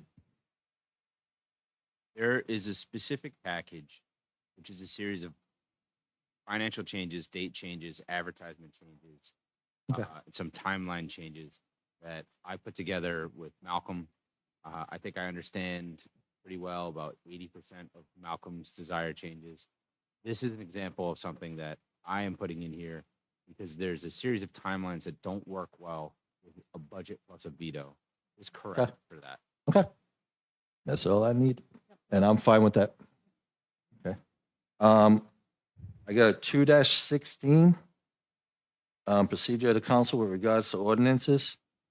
Were these changes from legal or from the commission? Specifically, item 1, they added that all advertising and notice provisions, the passage shall strictly conform to applicable requirements. Well, that makes sense. You're just stating that we're going to follow Rhode Island law. The document that we're both working off of right now with the basically a red line version of the charter, Yeah. those are my recommendations with Malcolm. So to strike in item 2, the second part, after city clerk, there'll be a published notice in the newspaper having a general, that was you? Every single thing you see in the red line in this document was passed by the Charter Commission. Okay, but the perfect. Origin was a recommendation from finance and myself. I got no problem with striking those lines from 2-16 that are recommended. So my only reservation is just having a copy in the clerk's office. No, an online copy. You know what I'm talking about. So I got a question after I Councilwoman have, Souza. I have a problem with both of those. So I guess, so just blanketly, I'm just going to say that I think we have different types of people in this community with different types of skills and accessibility. And to be transparent and open and available to all residents or businesses of the city, it's in my, at least the city council's advertisement and publication should be available online through circulation and in the clerk's office. And I know that that might be a little bit more cumbersome in some situations, but it does meet everybody's need wherever they are. So, I will say I'm experimenting. I shut down my Facebook because I want to see how I can get information. So I go to channel 12, channel 10. I read the report of the post to try to see how people are receiving information. It can't be just social media. We got too many people that they may not be friends with you, so they don't see what you post or whatever. So I do agree, the more ways we can reach out. yeah, and I have a lot of residents who say that they don't have access to the internet. Exactly, Computer, so exactly. they utilize the library, but maybe they can't, they can't get on the computer and they have to so it needs to be at least 2 or 3 different avenues in which a resident or a business owner can access anything through zoning or planning. We post sometimes, right, here, Right, but I don't think it should just be limited to one on site. type. one type of media. So I just walked in here, haven't come back. So you're telling me that the red line being stricken in this section would mean that there wouldn't be anything advertised in any publication? No. Just making sure.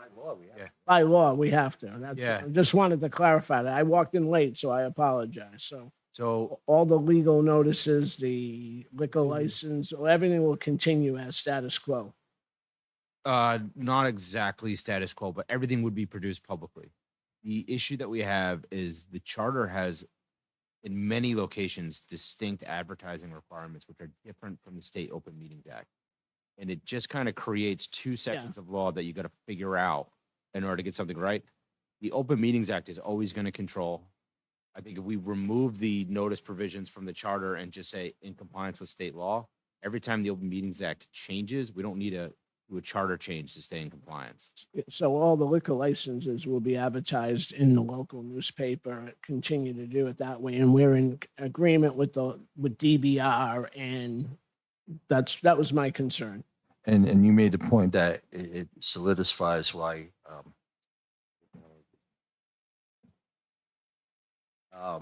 the notifications. So the record is the Post, I think. They had a paper record. There you go. As long as we're notified.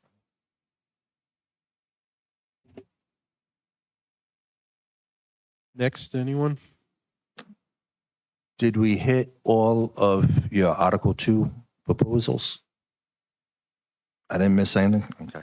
Nothing. All right, Article 3, which is the mayor. I only have a few things here. Where are we at? 3-5, where is that? So I oppose the recommendation, and the reason is the first charter commission, I made a proposal that pension obligations have to be met by charter. And I was told by Paul Luba and Malcolm, you do not want to put anything in the charter that creates an automatic expenditure, because it could be a situation where we have a recession. The economy may be a downturn. And if you're required to do something, I fully agree. We got to bump up the mayor's pay. 1,000% agree. And I got no problem doing that. But putting language in that mandates a certain increase, I'm going by what Paul Luba and Malcolm told us during the last budget commission, that you want to avoid language like that because it ties people's hands. If we wanted to put language like the October before the next election, that we set the pay for mayor so those running for office are aware, I'm fine with that type of provision, but I can't support this. But I 1,000% agree, because the last council, when they voted for the mayor's salary, we took Cranston, Warwick, Pawtucket, and Woonsocket, the urban ring, we called it, Providence being the outlier, and 90,000 was the average. I will say, though, that average was low because Alan Fung, he was getting like 60,000 or something like that, so he dragged it down. I do agree, like I think the number 110, I got no problem looking at bumping that up at all, but language that puts an automatic financial thing in the charter, I think we should avoid. And that's based on Malcolm and Paul Luba from the last charter. Through the chair. Yes, Councilwoman. So my sentiments are similarly in line. So I believe that as the charter stands now, the council has the authority to set the salary of all the 3 elected bodies within the city, so mayor, council, and school. So I don't see a need to change anything on here, and I think that it should always be obviously for the next, where I think this one sounded like it was effective starting next year, like the January, which I don't think that that's appropriate. It should always be after an election or right before, preceding an election. So I think the way it's written is perfectly fine. I don't think, to the extent of what the councilman is saying, if the city, knowing the amount of debt that we currently have because of our bonds and our school repairs, that it would not be a wise decision or financially fiscal responsibility decision to have it something that we have to be held accountable to. And I will say, one of my exes told me, you get what you pay for. So if we want to be competitive, attract people, I've had people that said, why aren't you running for mayor? I can't take the pay cut. So I absolutely agree. We need to bump up the pay of the mayor of East Providence. I'm retired. I could take the pay cut. I might run for that. My thought on this, as I was reflecting on this week, is sometimes if it's in the charter, it binds us or binds, but not so much that it binds us, but it couldn't be changed again until another charter commission. So it might work in reverse. It might hurt in this case, if we're talking, let's say the mayor or council, school committee salaries. We as a council, and I'm prepared to, I think I talked to a couple of you, I'm prepared to, at our next meeting, put forward an ordinance that raises the mayor's salary to probably that level that is suggested, 110. Could be more, could be less, but at least that. Do it right now, set it for the next mayor coming in, Okay, wouldn't be for today, clarify that. right? I'm all It'd for be that. the next, or 2027. 2027, is it? And now it's not beholden to a charter vote. Suppose the public voted it down. It goes on a charter. And it's restrictive. I'm thinking that if something is linked to the charter, then it can only be changed by another charter. Some things, ordinances could change. But why go through that when we can do it immediately for the next term, not saying for now, and set the rate? And then after that term, the next council can say, okay, it's time to increase the salary or keep it the same. But I think it would be less restrictive and help, not this mayor, just make it a generic position, mayor's office. And I'm prepared to, And I'm fine putting language in that says, you don't want to do it after the election, but the year of an election, that we review the salaries of, whoever. We could even do it before people declare. So that way nobody's saying, oh, it's a fix, it's a back. Whatever works. I agree we have to adjust salaries. I just, based on what Paul and Malcolm taught us, don't put any language in the check, because like you said, you can't change it unless you go back to the ballot. And again, if there's an economic downturn or something, you don't want anything contracts are contracts, that's different, but they're not in the charter. So that's why I will not be able to support this. But we're more than open to hear the reasoning Sure. for this. Mr. Chair. So just so you know how we came up with the 110 number, right? We looked at all the different municipalities around. Some are lower than they should be based on population. Some are higher. I know Pawtucket's going through a drastic change with their mayor's salary. The 110 is actually exactly that 90.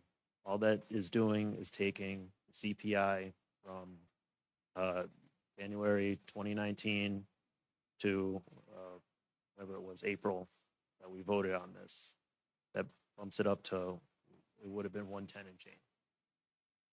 Adding the CPI, that language is the exact same language that is in there for all the state offices. The only difference is we did it per annum instead of per term. And that's just because the not to exceed 3% per year would be easier and more predictable on the budget than what they have in the state, which is 12% per term. So you're not worrying about 4 years out, you're worrying about 1 year. And I think the commission did a good job. I have no problem with the number. I'm saying let's help it by doing it right now, setting it for the next term, and we're not beholden to another charter process that might say something different. And the public might, people don't generally like to vote raises for anybody. They could vote it down if it's on the charter question. My only thing about that is if they vote it down, then you still retain the power to pass an ordinance to raise the pay.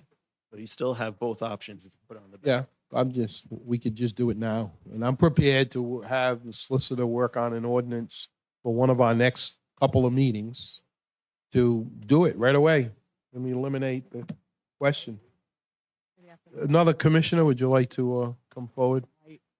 I think we look, if they're talking 110, which I agree with, and you said to eliminate things, and you have to look in business down the line, this is gonna take in January 27, which I think is the proper way to do it. And it's gonna last 4 years till 2031. I can't believe I'm saying the year 2031. And we should take into consideration, inflation, everything like that. It should come out to $120,000. Yeah, it might be more. Right.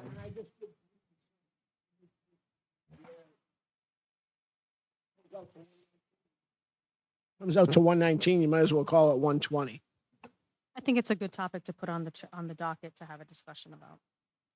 On the docket, right, not the charter. Yes. You want to identify yourself for the record? Sure. Dave Lewis, 75 Brookfield Road, Charter Commission.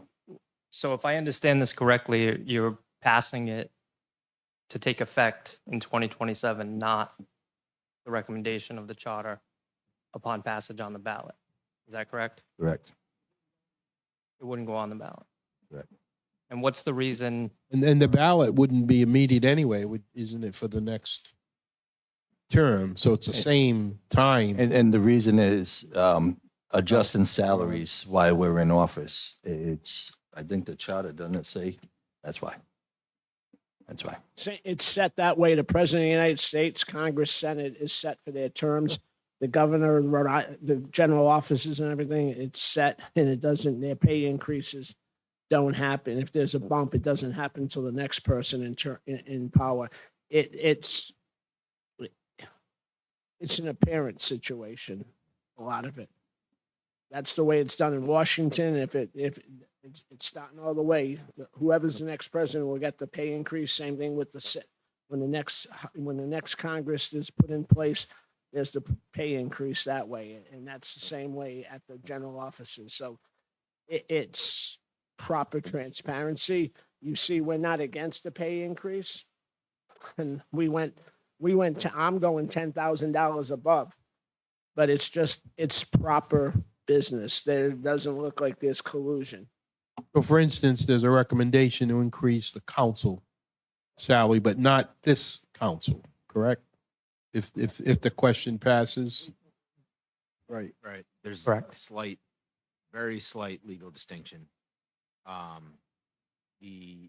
What's put on the ballot is not a decision of this body. It's not a decision of the mayor. People will be making that decision. People will be giving a raise to the council or the mayor. So for the charter, it's distinct from ordinance. And hearing the different points of discussion, and having been a student of Paul Luba myself, a potential language that would deliver on what I'm hearing from the council would be in the budget section to have an annual consideration of the mayor and council salaries commensurate with comparable elected officials. And that it doesn't bind you to do anything. But it would cause an annual check-in. Sure. I like that. It would force an annual discussion, an Yes. annual, Yes. But it would be a part of the budget process. right. At the end of the day, you have I to like make that, sure yeah. that you can budget for it. Thank you. Thank you, Mr. Lewis. Yes, sir.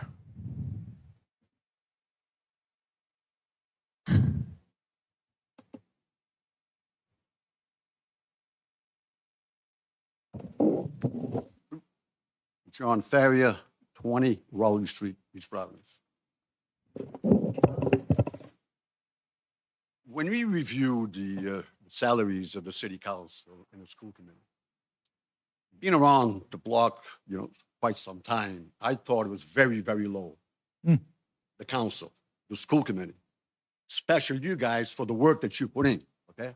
You're talking about 2 meetings monthly, aside from when you got to meet with your neighbors, someone who has a problem. So we did that. I made the motion early on to double up the salary. And I still think it's low. I still think that $7,000 that we double up was, 4.8, right? 8, yeah. It's low for the city council and it's very low for the school committee. Then we look at the mayor, okay? I was on the charter commission, the last charter commission. And I'm not so sure he's so wrong. I don't remember, by the way, but what Lou had said and all that. I don't remember.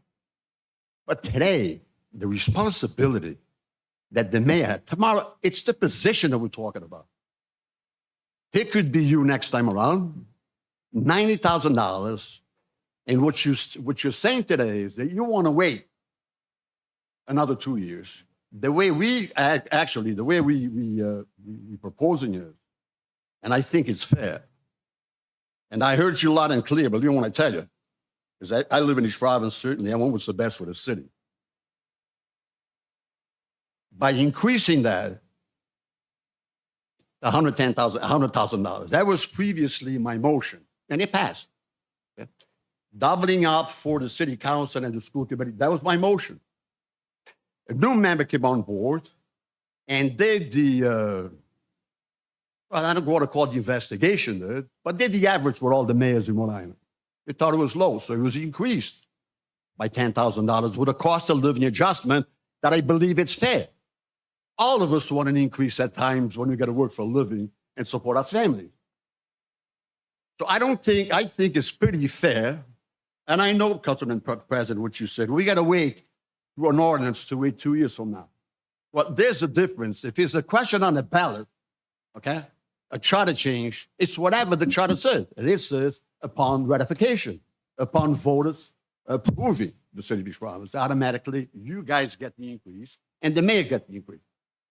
I've never yet, or I don't remember, remind me, when was the last time that there was an ordinance change that gave the city council an increase, that gave the school committee an increase? We agree with you, John. For the next, And we're ready to do it. For the next city council. Yeah. Tell me, when was it? I don't know, but we agree with you. We're going to bump it up. No, I understand this, but please, listen, you guys So- are smart. I so through the respect every chair. one of you. 1 second, So- Councilwoman. So we appreciate what you're saying, Mr. Faria, but some council members in previous councils that were elected didn't even take the stipend because they felt that they were doing a civic duty. So it's not, and I can't speak on behalf of the council here as a whole, only for myself. You are absolutely right. $4,000 a year doesn't get anybody out of bed, not even a high school student. So, and the amount of work that I know I do on the council. I agree. You do a hell of a job for the But- city of East Providence. But I'm not in it for the money. You understand? So for me, though, I think that it is honorable and respectable, and I'm not saying that I wouldn't support it, it's not why any person should run for office. Their reason for running for office or being in any elected seat is for the service to the public. And with that in mind, they have to think, at least I do, I think of what is the cost effective the public.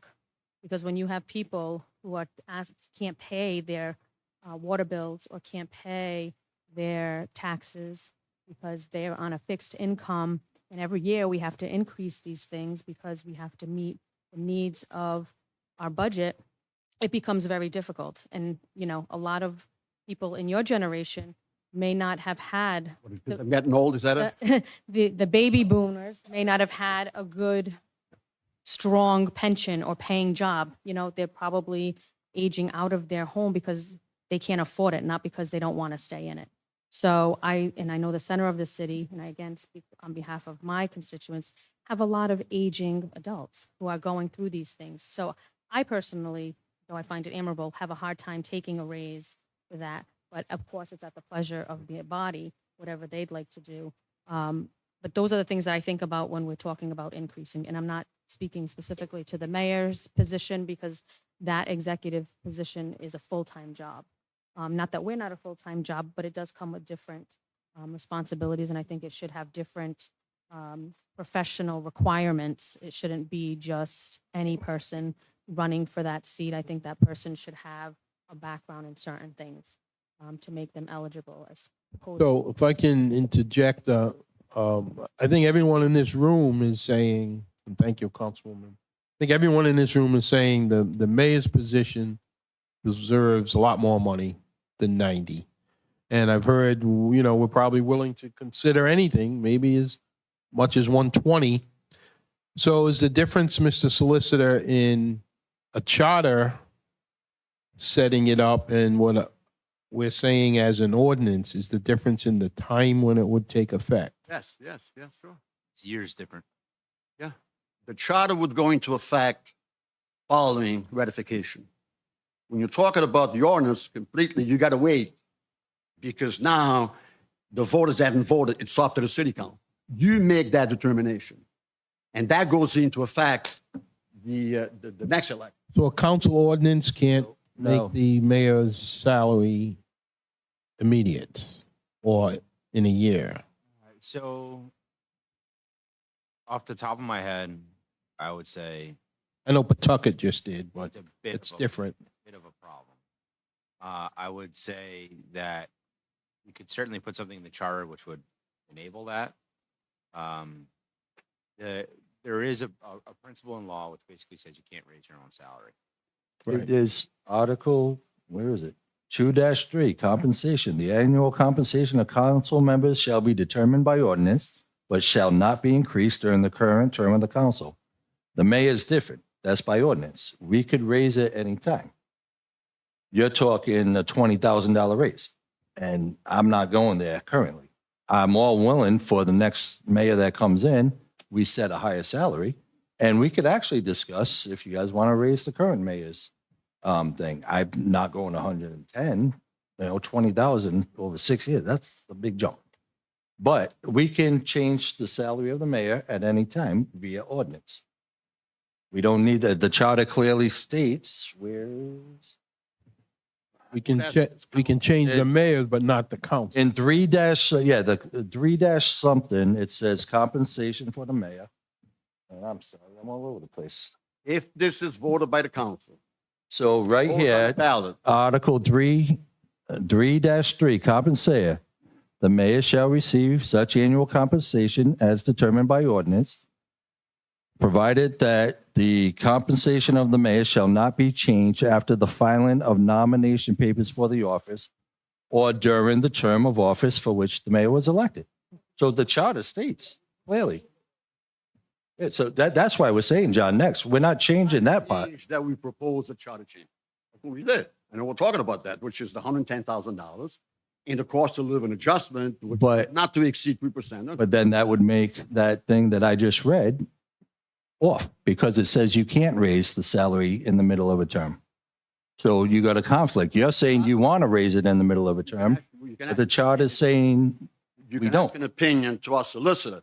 Yeah. But it's voted by the voters of the city of East Providence. The answer is yes, to my knowledge. The solicitor? It's not an ordinance. We're talking about a charter change. your charter change is that the mayor gets, the CPI raise. Cost of living adjustment, yeah.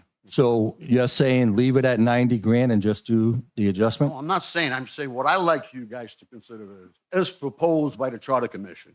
I don't think that's unreasonable. Well, I just gave you my reasons why I'm not going to support it.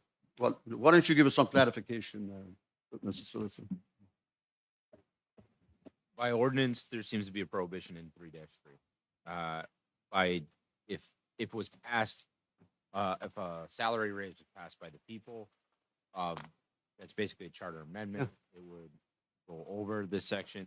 So there are two potential fact patterns. One is an ordinance which changes the salary effective after the next election. The other is a charter amendment which specifically states a salary or some sort of calculation of salary that could be effective upon passage. So I think it's basically 2 years difference in salary and compensation. It would supersede the language that you had All right, thank you for on your, passage. Okay, for your insight. thank you, I sir. just hope that you counsel, you do a great job for the city, that you certainly go back on the drawing board and do the right thing. Thank you. So, Mr. Solicitor, in terms of if this were to continue to the charter questions, for mayor, council, school committee, all of those entities would take effect upon passage, or just the mayor? I just want to be clear. All. All would, right, because it's not us doing it, it's the vote of the people. So yeah, by So it isn't, by charter, if they vote on it, But then it's we all still, get, then we all get it. it's not us voting ourselves, it's, but would it revert public back vote. to then you could not do it until another, within the same? So this is, I think, So where, it's- where the conflict is. So We're I not per- putting a solid number like 8,000 per, in the charter. Right. Because then when you want to raise it again, you gotta redo the charter. We'll keep it the way it is. That's my vote. I just don't think that it should be done in the middle of in a term, Absolutely not, no. preceding a new election, so it doesn't look, it just doesn't look right, in my opinion, to do it. And that's not the way the charter is currently written, and that's the way the people had voted it. So I don't see a need to change that. The salary amount per ordinance, I completely can get on board with that, but not changing the Not immediate. increase. Right, not changing the increase during the term of any elected official. 'Cause this would strike 3.3. It would require an amendment of it. Yeah. Which then, again, then you're in, I mean, again, down the road, you could potentially, and again, I agree, there should be a pay increase. But what you don't want to have happen is the 10 years from now, the city council and the mayor are playing Monty Hall, let's make a deal here. On salary, so. All right, so I think we're in agreement. We're not, okay. So to move along, 3-5, I got a question on item 1B. So when we took office, we lost the appointment powers other than the charter. And when I asked Mike Marcello, he said, because the charter states the mayor can remove and off the word officers, basically. So I absolutely agree with the employee part, but that word officer, I believe appointments should be based on the enabling legislation. So if there's a legislation to create a board of, climate change, whatever that ordinance reads is how the appointment should go. This language is what Mike used to take away that. So I would like that language cleaned up and just have it read that, the enabling legislation. And I don't know how that can be cleaned up because the legalese part, but absolutely all the others about the employees and all that. And what is the definition of an officer? So in fairness to Mike, it's my legal memo, not Mike's. and Okay, it's but so actually you know what I'm talking about. the preceding council. The definition of officer is incredibly broad. So that was an unintended consequence of the draft of this language. Long story short, virtually everyone that works for the municipality is an officer of the municipality. So define works for. If you're an unpaid appointment to the Carousel Commission? Yeah. I can send the memo. It's, I wrote it, gotta be 6 years ago now. So off the top of my head, I'm not as confident, what it says, but I can send it to you. And it's got citations to the controlling case law, the whole nine. But basically, literally everything is an officer of the city unless expressly stated otherwise. Okay, so can we have language that the appointments are based on the enabling legislation? Yeah. Now, I'm fine with the other stuff. If, somebody's acting up, we gotta do something. So I'm fine with that. But I that's just me because these things they created through the ordinance process, there's public comment. And I just think it's good, open, transparent government to have the enabling legislation be how appointments come. I think it also probably goes with the section that speaks to like insubordination and things like that with officers or city employees or department heads. I think similarly, I think any board or commission through ordinance that divides the appointments with the the mayor and the council, that all parties should have the ability to subpoena an interview based on, immoral conduct or, Wait a minute. We're jumping to the subpoena power section. no, I'm saying I think that this kind of similarly connected to what the councilman is talking about. Okay.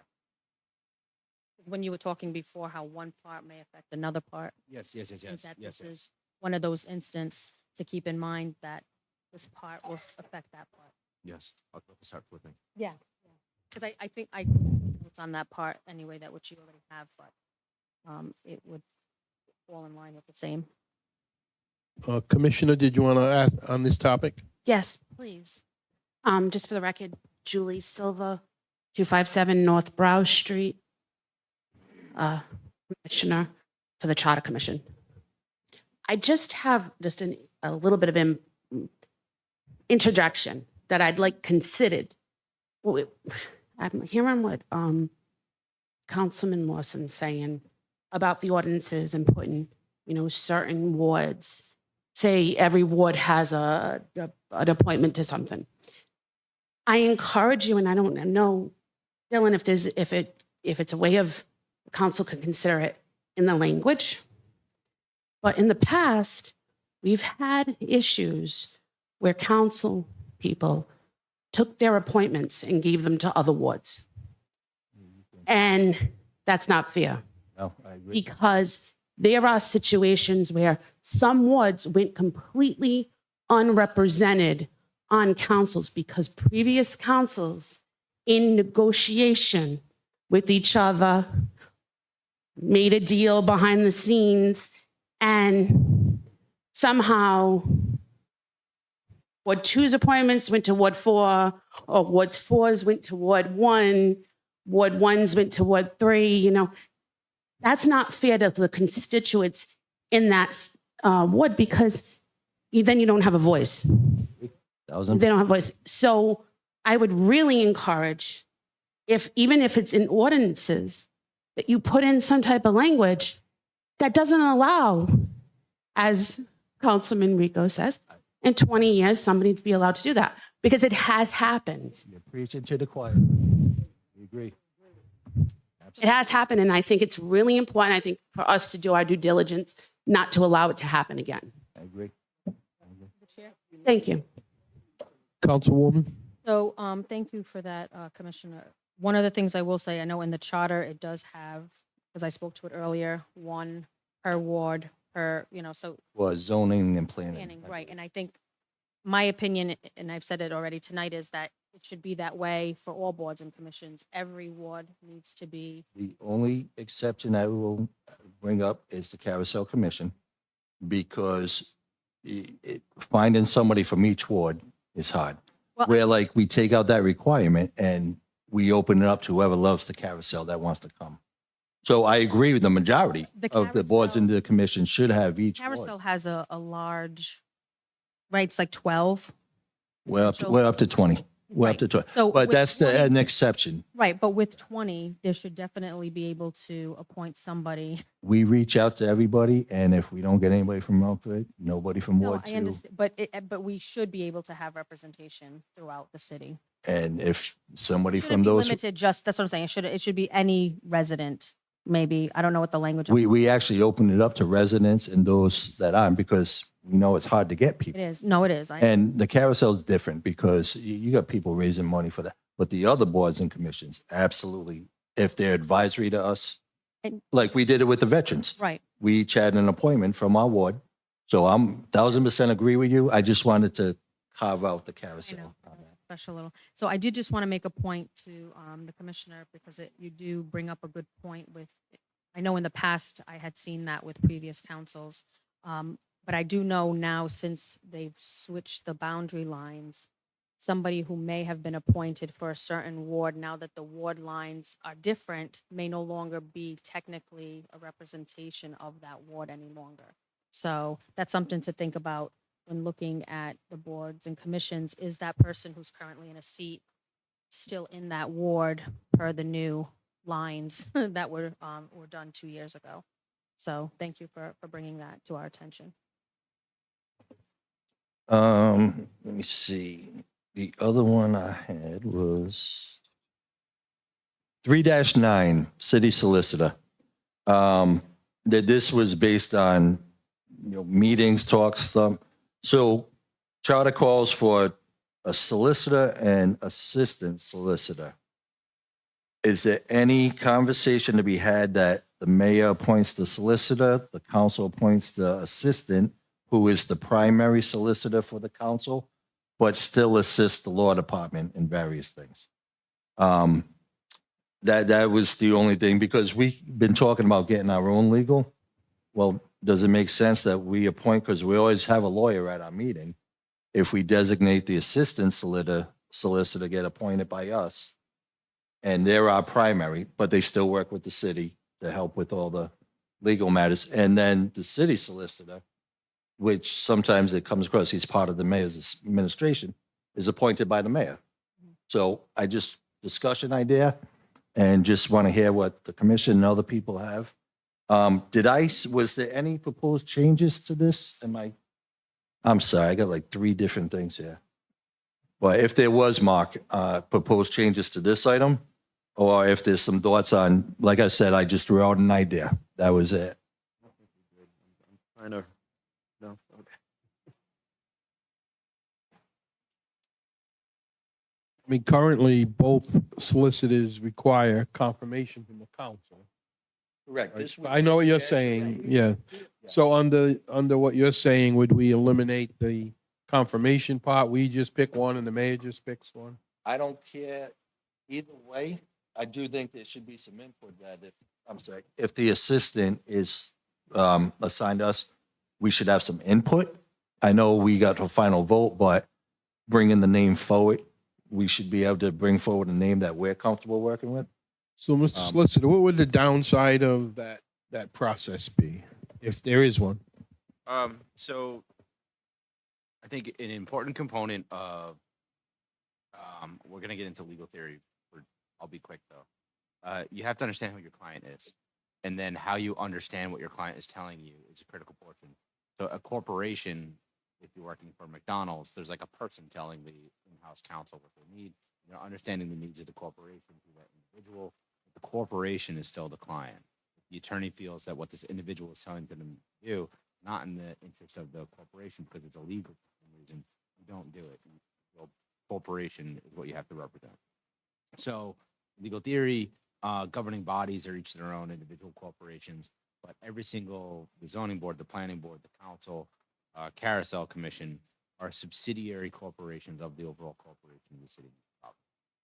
There needs to be a point that the city of East Providence is the end all and be all client. How you break that out for the individual boards, whether the council has their own individual that they're appointing, or the zoning board was going to have their own attorney that the zoning board was going to appoint themselves. I don't really have an objection to any of that, so long as the language is clear that the client is still city. The language that currently prevents anyone from having a separate attorney outside of this process is the second to last clause. This city solicitor shall be an attorney for the city and legal advisor of the mayor, council, and of all officers, departments, and agencies. So it's a shall requirement for each of those. If the council wanted to be able to have a separate appointment, I would recommend editing that line to strike the council from that and add a different clause that says the council may appoint its own legal counsel, but something along the lines of, I'll look up some case law that describes that the city of East Providence is still the end all and be all. On a practical matter, it does effectively invite lawsuits. So there should be some level of hierarchy on which legal opinion is going to control. However that is going to work, the city of East Providence needs one attorney that's clearly representing it. It can't be two different attorneys walking into court both saying I represent the city of East Providence and I disagree. with the other guy that is representing the city of East Providence, or the other woman that's representing the city of East Providence. So there needs to be some level of hierarchy. Mhm. There is one final legal office that's representing the city. So And in how theory- often does the city council go to court or have stuff? I know the administration has to deal with that, Mike's in court and stuff. I'm just thinking about what you're saying, that there has to be one authority, but trying to think of an instance other than bad behavior on our part where the council would end up in a courtroom. So in my practice, limiting it to East Providence, to a certain degree, right now, the council is being represented in litigation separate from the city as a whole because it's functioning as a board of licenses in the Rumford Motor Inn matter. The other example, I was not representing the city at the time. I was a participant in a lawsuit in which the city council sued its own zoning board as distinct corporate. Cumberland Farms case, So it does happen. Kirby matter. The Kirby matter. So it does happen. And these boards, I keep saying these board, the council in this concept is basically a board. You do have a distinct corporate authority from the mayor's office. You're responsible for different things, make decisions about it. So I think the best process to follow would be that of there's two separate bodies. The legislators at the State House, the Senate, and the House have their ledge council. The governor has his ledge council. And then similar to the United States and obviously the state of Rhode Island, quote unquote, the Attorney General represents the United States or the city. So in proper terms, it's almost like we should have one who represents the city. The mayor can have his legal counsel, and we have our legal counsel. And that way, and then obviously if everything representing the city would be the quote unquote solicitor. You could certainly. And then I think that's the best process here. We have our own ledge council. I think that's the process that, I think that's what I've been hearing for a year. And I think, again, that will work further. And the mayor has his, because right now, you don't know who's on whose team, and you should know what color uniform you wear. And I think if we follow what happens in Washington and what happens in the state of Rhode Island, where the House and the Senate have their own ledge councils and the governor has his, I think it works out well. That's what I would be proposing here. And then have the solicitor, in the matters, Dylan, then- why'd we go from 3 solicitors to 2? Was it the workload didn't require 3, or was it just, It was a mayoral choice. well, the charter says 2. Because there was a mayor form of government. They changed. There was always 3. Right, right. But that's why I'm asking, is But it was, 2 sufficient? It was a bigger city, and the third one used to do the school department. Now, the school department, because when I would go to family court with truancy cases, the city's third lawyer at the time was maybe Mr. Rendine. Then it was Mr. Russo would come to court with juvenile cases. So there was a split there, The you third know, the person third The person. third person was like the city prosecutor that would go. Yeah, but deal would with cover all- the school right, would cases do all too. Court cases, correct, And that all changed, with the change of government. with the change in government. I just keep thinking. And again, this is just a discussion. My thing is we're one city. There has to be a hierarchy. We can't have a lawyer, that's, I don't, I think that we're talking about advice here. I agree. well, we get advice from I us. agree with you, one lawyer, when I said it. If you follow what I said, one. Yeah, The Attorney General of the United States and the Attorney General of the state of Rhode Island. The governor has his ledge council. and- they have hundreds of people in the State House. I get that. It's the same thing here that you can't have, right now, the solicitor, it represents the needs of the city. Now, if we have a question and the mayor has a question, and, well, first I'm gonna give the floor to the chairman who's been up there waiting. Sure. Okay. Chairman? I was just gonna explain. So we didn't touch this section, and there was a reason for it. We did have a debate about it. I believe we had a debate about it. And the reason, as I was often reminded when I was working for the city, is that the solicitor is not the mayor or the council's lawyer. And one big thing for that is, like Dylan can tell you, if you ask Dylan for legal advice, you do not have attorney-client privilege with him. Correct? They do. I can't disclose anything. Not to the, on certain issues. I would say that attorney-client privilege still abide, but it's the client is the city. Client is not the individual council member or the individual department head. They still don't. Mike and I don't disclose anything. I was not implying that, just to make that clear. But- So again, this was, if we're fine, we can move on. If we I don't don't, need further discussion. I'm fine with what was suggested. And I also just wanted to point out that the other reason too, because it was brought up, as is it usually is, that there are times where a council would need its own lawyer. There's nothing that prohibits you right now from going out and getting. yeah, I just, my reason for even mentioning is, I'm thinking of taxpayer dollars. And rather than having to go out and RFP and get lawyers for legal service, because if we had it set up in a way. Right. So again, it was just a agree with that. discussion I put up. And I think, obviously the council, to your point, Chair, is that we can, and we've allocated over the last couple of councils money into our legal fund so that we could, if we wanted to.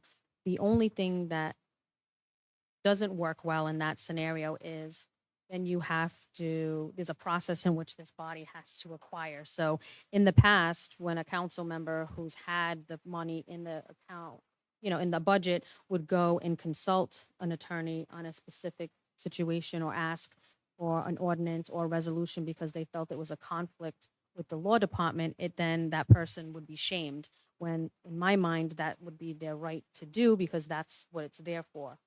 To try to come before 4 other members and pitch why you need or why we should get an attorney for a specific thing would take some time and it wouldn't be as easily accessible. And then, with a new body not knowing what the process is, we've just heard tonight, for instance, what's the process if we needed to subpoena because of a business license or a situation, how would we do that? Because it's not specifically written out to guide people who may not have experience doing that. So though we can do it at any time, it's not an easy process for the city, for the council, as opposed to somebody in the administration who would just go over to the law office and be like, hey, we have something coming up. Can you find an attorney who's specializes in this? And then that's what they do. I don't feel that the council can do that with the law department, though we may be able to, and that would be great to know now. But it doesn't operate the same way that it operates between the mayor and the law department, the way the council operates with the law department. So my experience has been that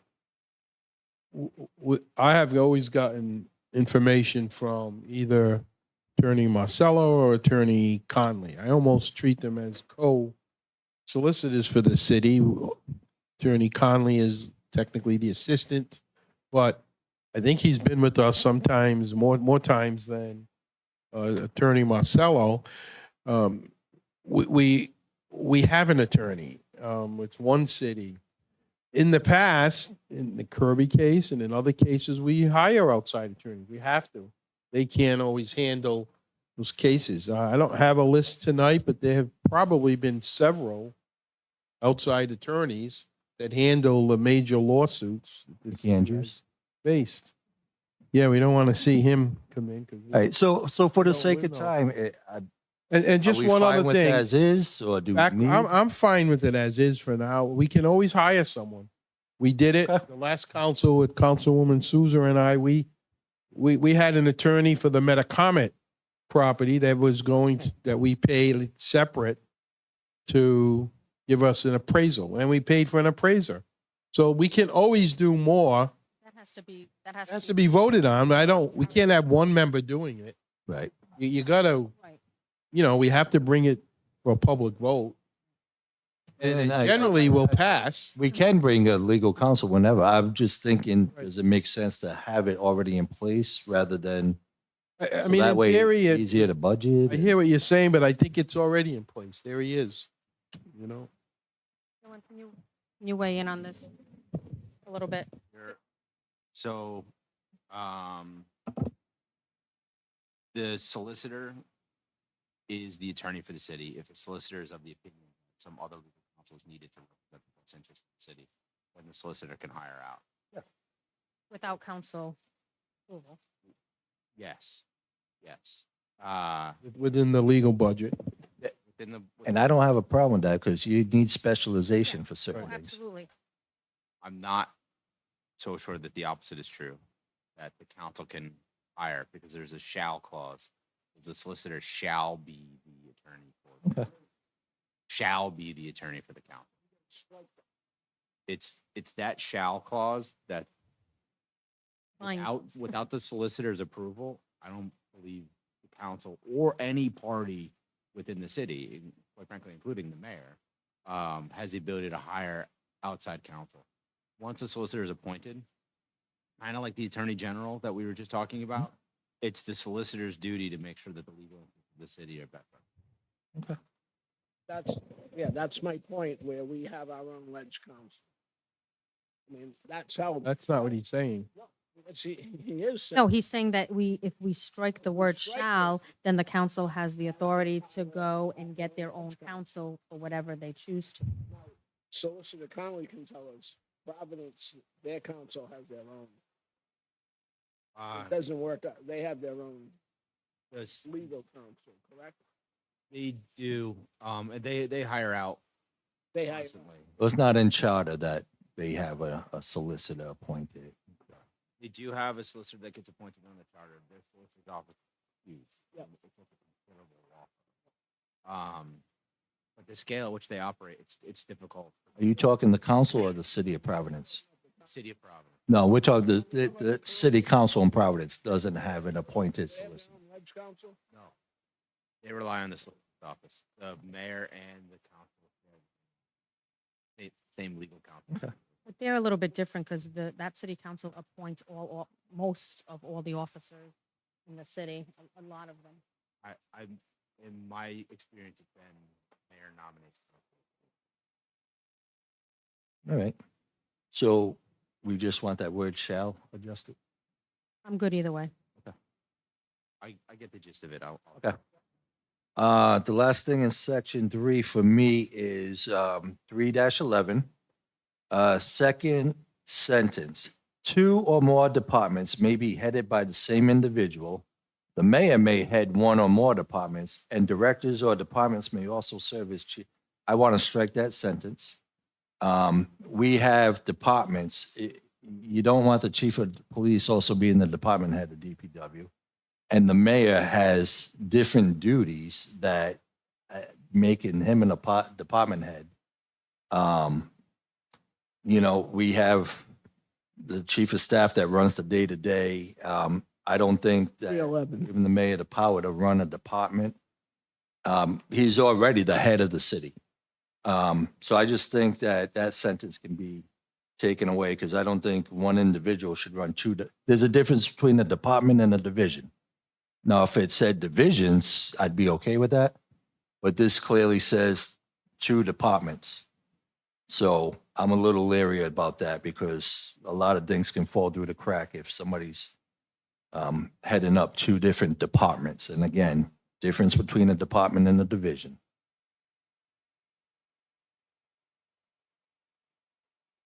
Does that make sense to y'all? Oh, I agree, because again, I don't want to see what happened in Providence for almost 8 years where they didn't have a fire chief and public safety director. I mean, in theory, if you read in this, the mayor doesn't have to appoint a DPW director. he could be running DPW. as Well, the as charter being states there. we have to have a DPW director. No, I'm just, yeah, so that one charter, but the mayor could end up being, And we're not touching the first sentence. The mayor does the appointments Oh, yeah. and he has supervision, control of all the departments. It's just this part that says one individual could be the head of two departments, or the mayor may even be a head. I think the mayor's got too many responsibilities. And again, there's a difference between a department and a division. And I agree, but sometimes if you're looking to search, for instance, you've been trying to find a water superintendent, when he physically eventually goes and That we would have be the chief of difficulty, staff that it might oversees. be somebody that has to do two. Maybe DPW has to keep water under his Right. wing. But you're talking like a temporary thing. The way I Temporary, read this, right. Somebody could be a permanent. Oh, yeah, no, I don't want to see a permanent, but there's, But in that instance, the chief of staff would be overseeing the department until a replacement came in. So well, plus you have assistants if somebody has to step up to the plate in an active role.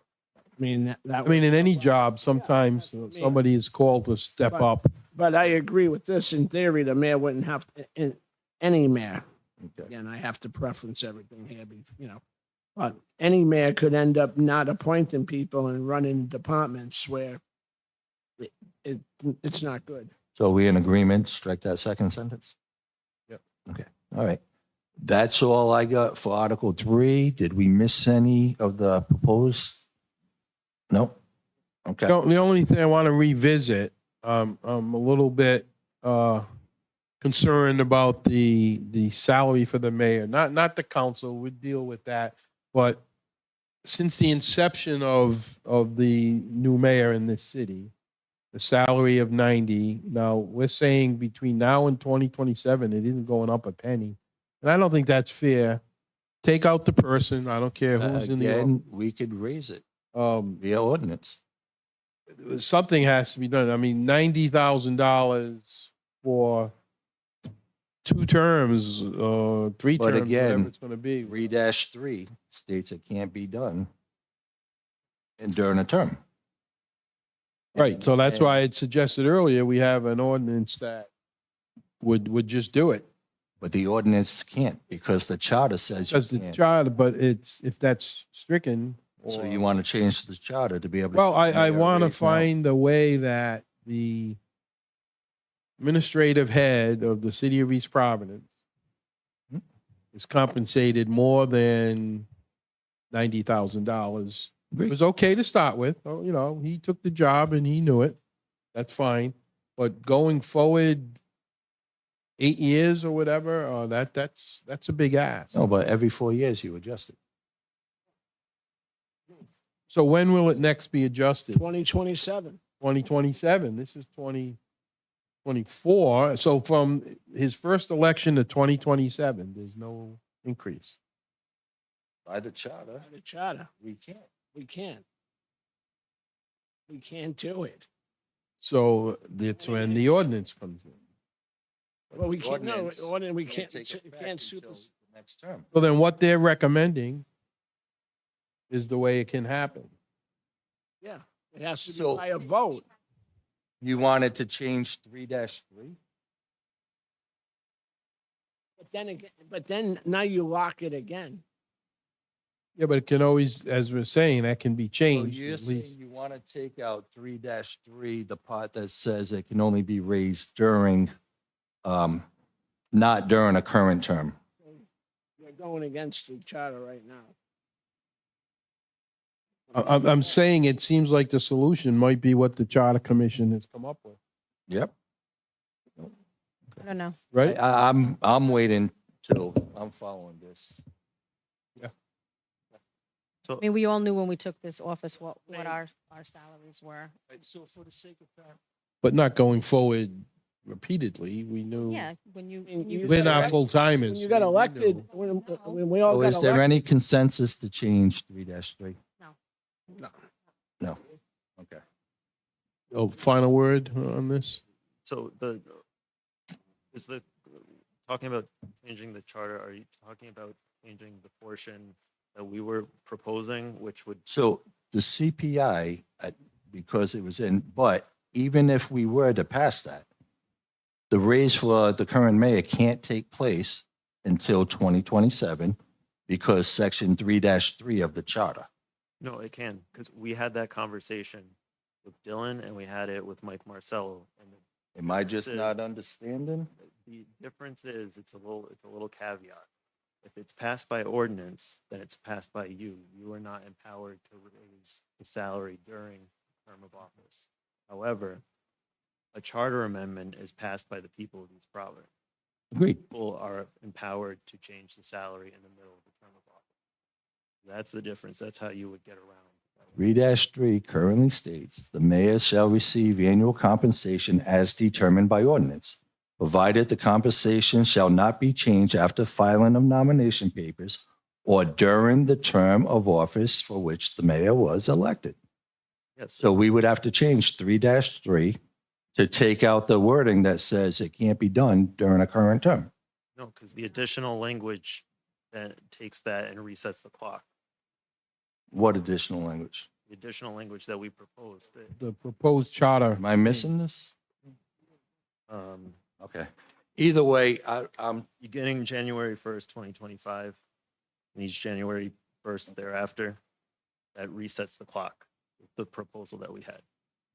That's all I was just trying to figure out what you were proposing. yeah, I missed that part. It wasn't in red. And Right on that one. You don't? mayor was elected. All record. That's not it. Correct. Well, yeah, that's what we're saying. Yeah.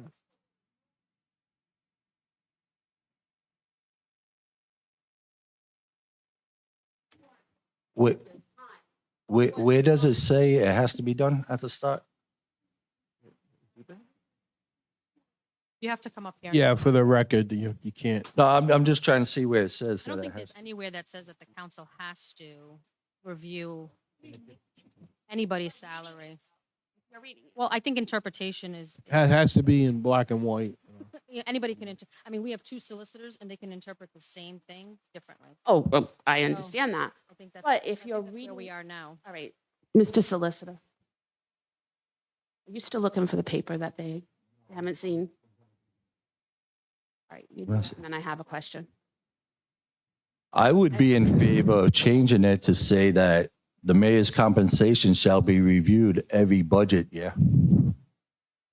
If we could do that, Reviewed. does that make So if sense? you, So that way, every year, you bump it up as needed. Well, we could put language says that we can well, never take it away. Councilman, you could take anything out or put anything in. You've already established that. Right. You know, so I mean, you're right to say you can put the word review in, you can take it out. I mean, anything that goes in can come out. That's a theory, scientifically proven. So this is written, the mayor shall receive 110,000. Again, we shouldn't put any number in the charter because that gets locked in. So. And then Dylan, you're saying beginning January 1st and each January thereafter, you want to increase his salary based on a fixed number. Okay. No, I get where you guys come from. Dylan, if you, I get where you're coming from, but when you have the language the way it's written for the review, so they're saying, it says clearly in the charter that as the way it's written now, this body cannot vote to increase. But see, I'm a little confused with the last charter commission, and maybe Councilman Yeah. Lawson can help me with that, Yeah. because I don't understand why there wasn't a catch on that one. in what Or way? was it the council? Maybe you did catch it and the council changed it. No, it previous says council? By ordinance, we could raise salary, but we can't do it in the middle of a term. Exactly. But now they can't raise their own salary. Correct. No, legally, right? Nobody can raise their own. What's stopping them from making the change in the mayor's salary is because the previous charter commission or council put in the stipulation that it can't be changed during the the 4-year term, right? So So the way it works in the chart, the way it was done was that it was consistent amongst the three bodies. So the school committee, the council, nor the mayor can have any change in salary during a term. I think that's understandable. You shouldn't, because if you have a council who is It's a bad all look under the politically. wing of the mayor and he wants a raise, then the council is going to do an ordinance and give whatever raise. I mean, it's called a safeguard. Well, I understand that, and I understand checks and balance, Right, and I so I think also the way it understand was double jeopardy. I understand all that stuff.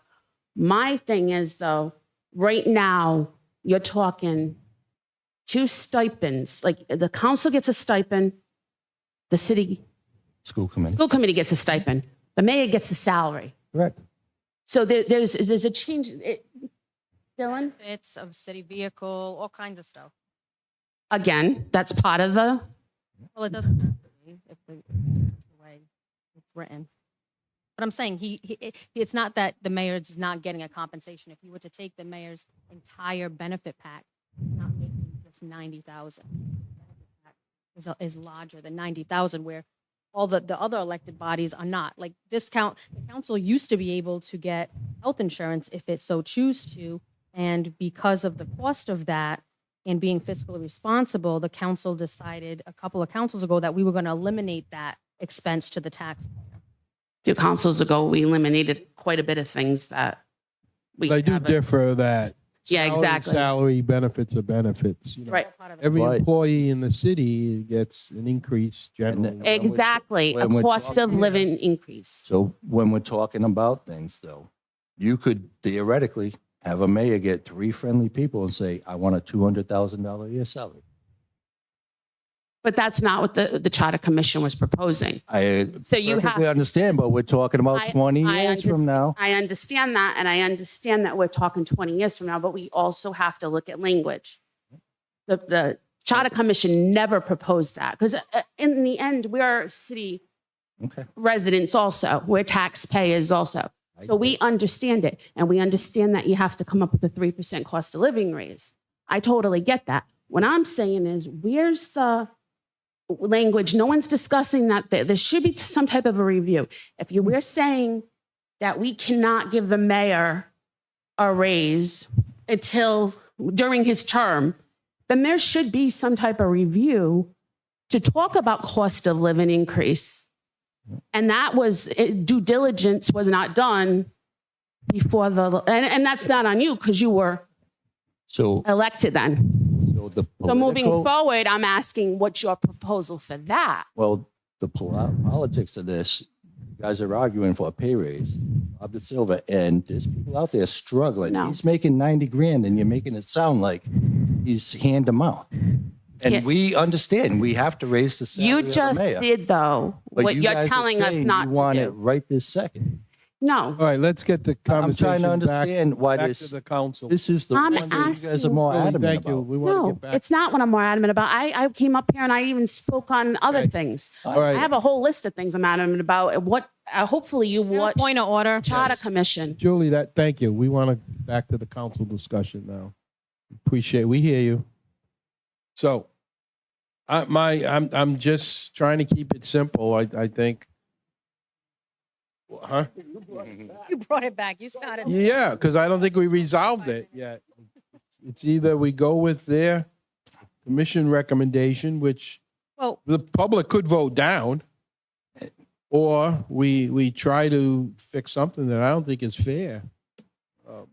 oh, you can put whatever you want. Yeah, the first time around, but you didn't know it was going to be that way forever. Nobody does in any job. Make sure you're going into the mic. Mhm. Well, I think the council, and I don't know if it got lost in the conversation, but it has been stated tonight that we do think that there should be an adjustment for the position of the mayor. We do think, I don't know if the majority feels that it should not take place during a current term. And I do think that there should be language, from what I've also heard other council members say, that there should be language about an annual review of salary like we do during the budget. So just to make it clear, the mayor or the city manager did advocate for 2%, not 3, for department heads, and that was not always approved by the council during budget. So this would be similar to that. But I But in do the think- budget process, well, we still can't No, find a but- salary for the no, but we mayor. would be able to see what that would look like. So I have a series of notes based on the initial conversation, which is related to the salary of elected officials being dealt with in the budget section of the charter. I will try to deliver, based on the entirety of this conversation, the best that I understand how to do that. I think what I'm most likely going to write will be as dramatic increase in flexibility on what can happen with salaries on a year-to-year basis, a requirement that salaries are considered on a year-to-year basis, with no obligation to perform. So it would still be within the authority of the council through a budgetary process to identify salaries on an annual basis. If you wanted to do it during an election season, you could. If you didn't want to, you wouldn't have to. So I think it would take the handcuffs off the situation and try to create something where it's commensurate with salaries generally. I think that sounds good. And I'm fine if we put in the charter, every budget year, we review the mayor's salary. So whatever language we have to put in the charter to put that provision in, so where every year during the budget, we review the salary and put it where it should be. I think I will probably make reference to just elected officials so that we can council and school committee and mayor identically. Okay, let's move on. We'll wait for that. All right, so I'm done with 3 Three. unless anybody else has anything. Oh, you covered it all. Okay. Article 4, Department of Finance. I would like to strict 4-3. I think Director of Finance salary should be between him and the mayor. He's a department head. There's no other provision for other department heads that says the salary determined by ordinance. So my belief is 4-3 should be stricken. That's a good point. It also removes conjecture from a council. 'cause Yeah, exactly. The ordinance. Because did we ever vote on an ordinance for Malcolm's salary? No. Yeah, so, and I think that's something the mayor should be doing, not. Yeah, is there agreement there? Yeah. That's not our purview.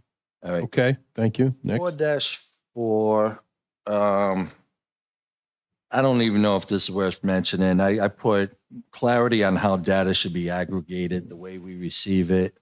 Again, we don't have staff. We don't have an administrator that can take this data, compile it, put it in graph or chart that we can get our head around.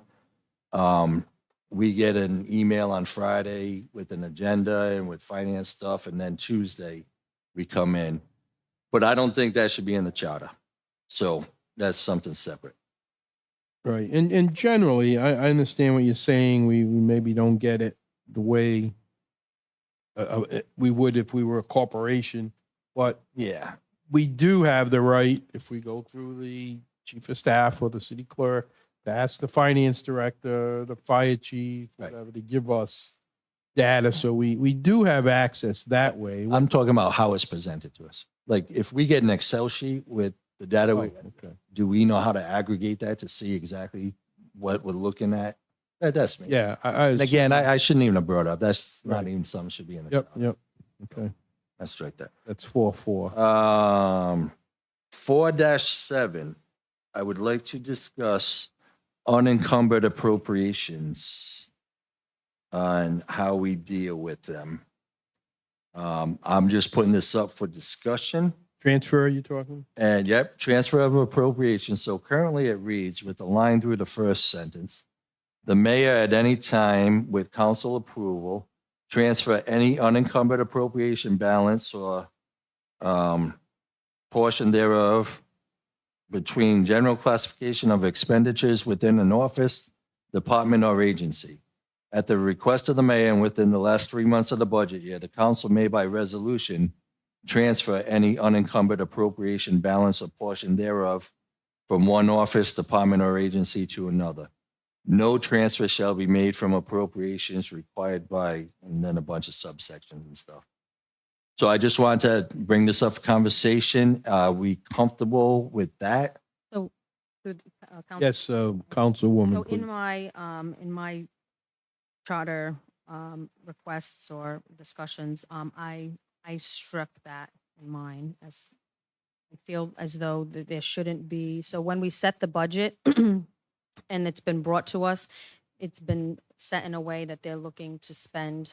They know what they're going to spend. They've worked on the budget. So to be making any changes within the first 6 months means that it wasn't budgeted appropriately.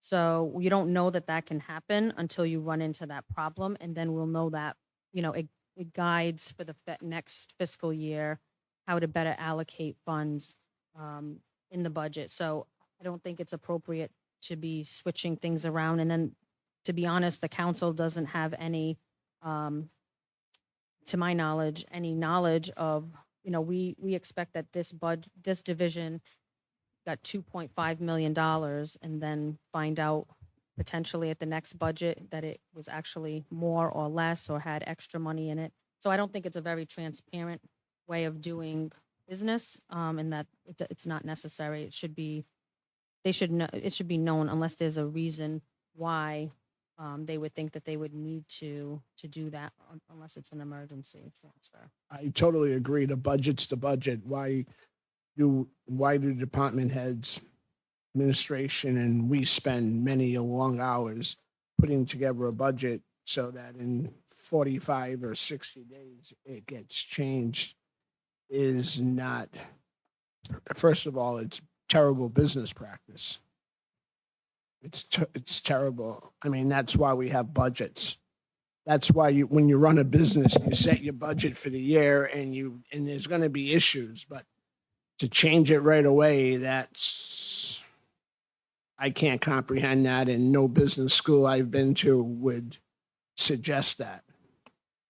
But isn't a budget, as I've always been told from whether it was classes I had in school or when I used to do school committee budgets and city budgets, they are movable documents. And let's say we do have the finance responsibility. So if there happens to be a problem in one area and there's money left over or a surplus, and because sometimes requests we have to fix a park or do something, they might say, well, we're going to move money from A because we don't need it as much, and we can do that project you want. And it comes to us for a Yeah, vote, yeah, resolution, yeah. a resolution. So it isn't like they're just doing it. So here's my question though. If there is this money and right now they have the power to spend 50,000 without letting us know, should there be a provision that says any appropriated money being used other than the original intent has to be notified? The council has to be notified? I'm all for it. We should be notified so we keep our fiduciary responsibilities current. Yeah. And we know, but I don't think if we don't want to lock money in. No, I agree. If it's unencumbered and we need to fix a playground bench or something, I absolutely. mean, some of us were at a park the other day and we were told about, some changes that we need, and, we're not going to raise taxes to fix it, but Right. there's a little bit of money here. I mean, it's anybody's Well, household. My point is, as soon as you start a budget and say it's Department A, 60 days into a budget, they shouldn't be coming back to you saying, unless there's a major emergency, you shouldn't be saying, I need another $100,000, because that's what the process is about. I think you misunderstood what I Oh, said. No, I get it. I think you misunderstood what I said. It's the start of it. There are going to be moving parts, but if the department has $1 million budget, don't come back to me 60 days later saying we need $1.5 million, unless there's a drastic emergency, because that Right. means there was poor planning. I Because just we want to can't hear. see that. I'd So wanna that's what hear I'm the- saying. I'd want to That's hear what the I'm saying. emergency. Well, right, that's what but- I'm saying. Yeah, But, within 60 days, and I Well, don't that's- recall that happening. well, no, but in theory, it could happen under this. Well, in theory, anything Well, can no, happen. if the but change happens. in theory, anything can happen. I'm just saying we but don't the want to change- lock. But we're not. All right. So one of the things I think about is money that gets allocated to positions like salary in the budget, right? And then year in, year out, the council gives those funds in addition to raises through contract, but those positions are never filled. But those monies seem to be getting spent, and I don't know where they're getting spent. Do you know where they're getting? And that's what I'm getting at. But, we should and be to aware. your point about parks, Council President, anytime anything has come before this body to approve any funds, the first thing, if it's not already identified in the resolution, is where are you getting that? And it's always through capital, opera, grant, CBG, Right. none of it says the general fund, none of it. So, but it is identified. Right, but we're talking about the You general. didn't need it fund. for A field, but we're gonna put it at C field type of thing. It's never been, I've never seen where it just was pulled out of a cloud. No, but it's coming from a specific place. It's Right. not coming from the general budget. Yeah, a specific account where it was no Right, it's not longer, coming out of DPWs because DPW had an overage. right, but it could. I mean, it could come from any department that's, But it would be then specifically stated in that resolution, and I have yet to see anybody write that it came from an overage in DPW. but in general, the budget, I know sometimes, and me included, we're not thrilled with Dylan, budget process, but it can we add does- verbiage that's saying unallocated funds need to go through the council before they can be spent at all? I just want more transparency. Yeah, I get that. with it. As long as we're not locking it, so it can't be used. No, because we approved the budget, we can't take it Oh, away. we got to use it if it's, Yeah, we can't take it away. But there are valid reasons why it goes on. You know, it is not always There's just, not a budget in America where you don't have unencumbered funds. Right. so That's a basic, you good with that one, Dylan? that's a basic economic principle. Well, I think that's in a different part. So to tie into this, the 4-10, I want to talk about too, unexpended appropriations. All it kind of says is appropriation balance not expended shall be included in the monthly report to the council. But does it sit in the general fund? Is it, they lapse at the end of the budget year. So if we had, say, $2 million unspent, where does that money, what are we doing? What? 410, yeah. So unexpected- Does it roll over to next year's tax levy? Does it go, I would have to, this doesn't read capital? Not unexpended, that's the rainy day fund. Isn't it a surplus? Well, that's my point. If there is a surplus, which is the unexpended appropriations, where does that money go?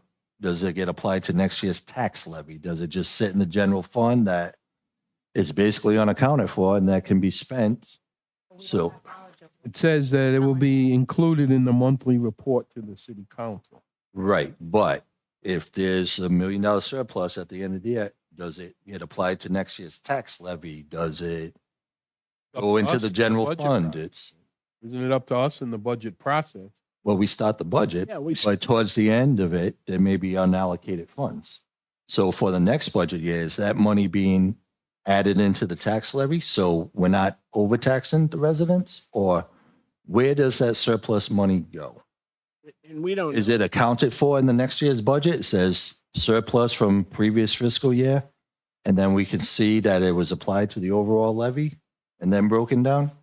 I mean, a perfect example of this, Council President, is back when, at one point, we were looking for funds to do a community event, and a light bulb went out in your head, actually, and was like, wasn't Live Nation supposed to allocate funds to our rec department for any proceeds they got for the ticket sale?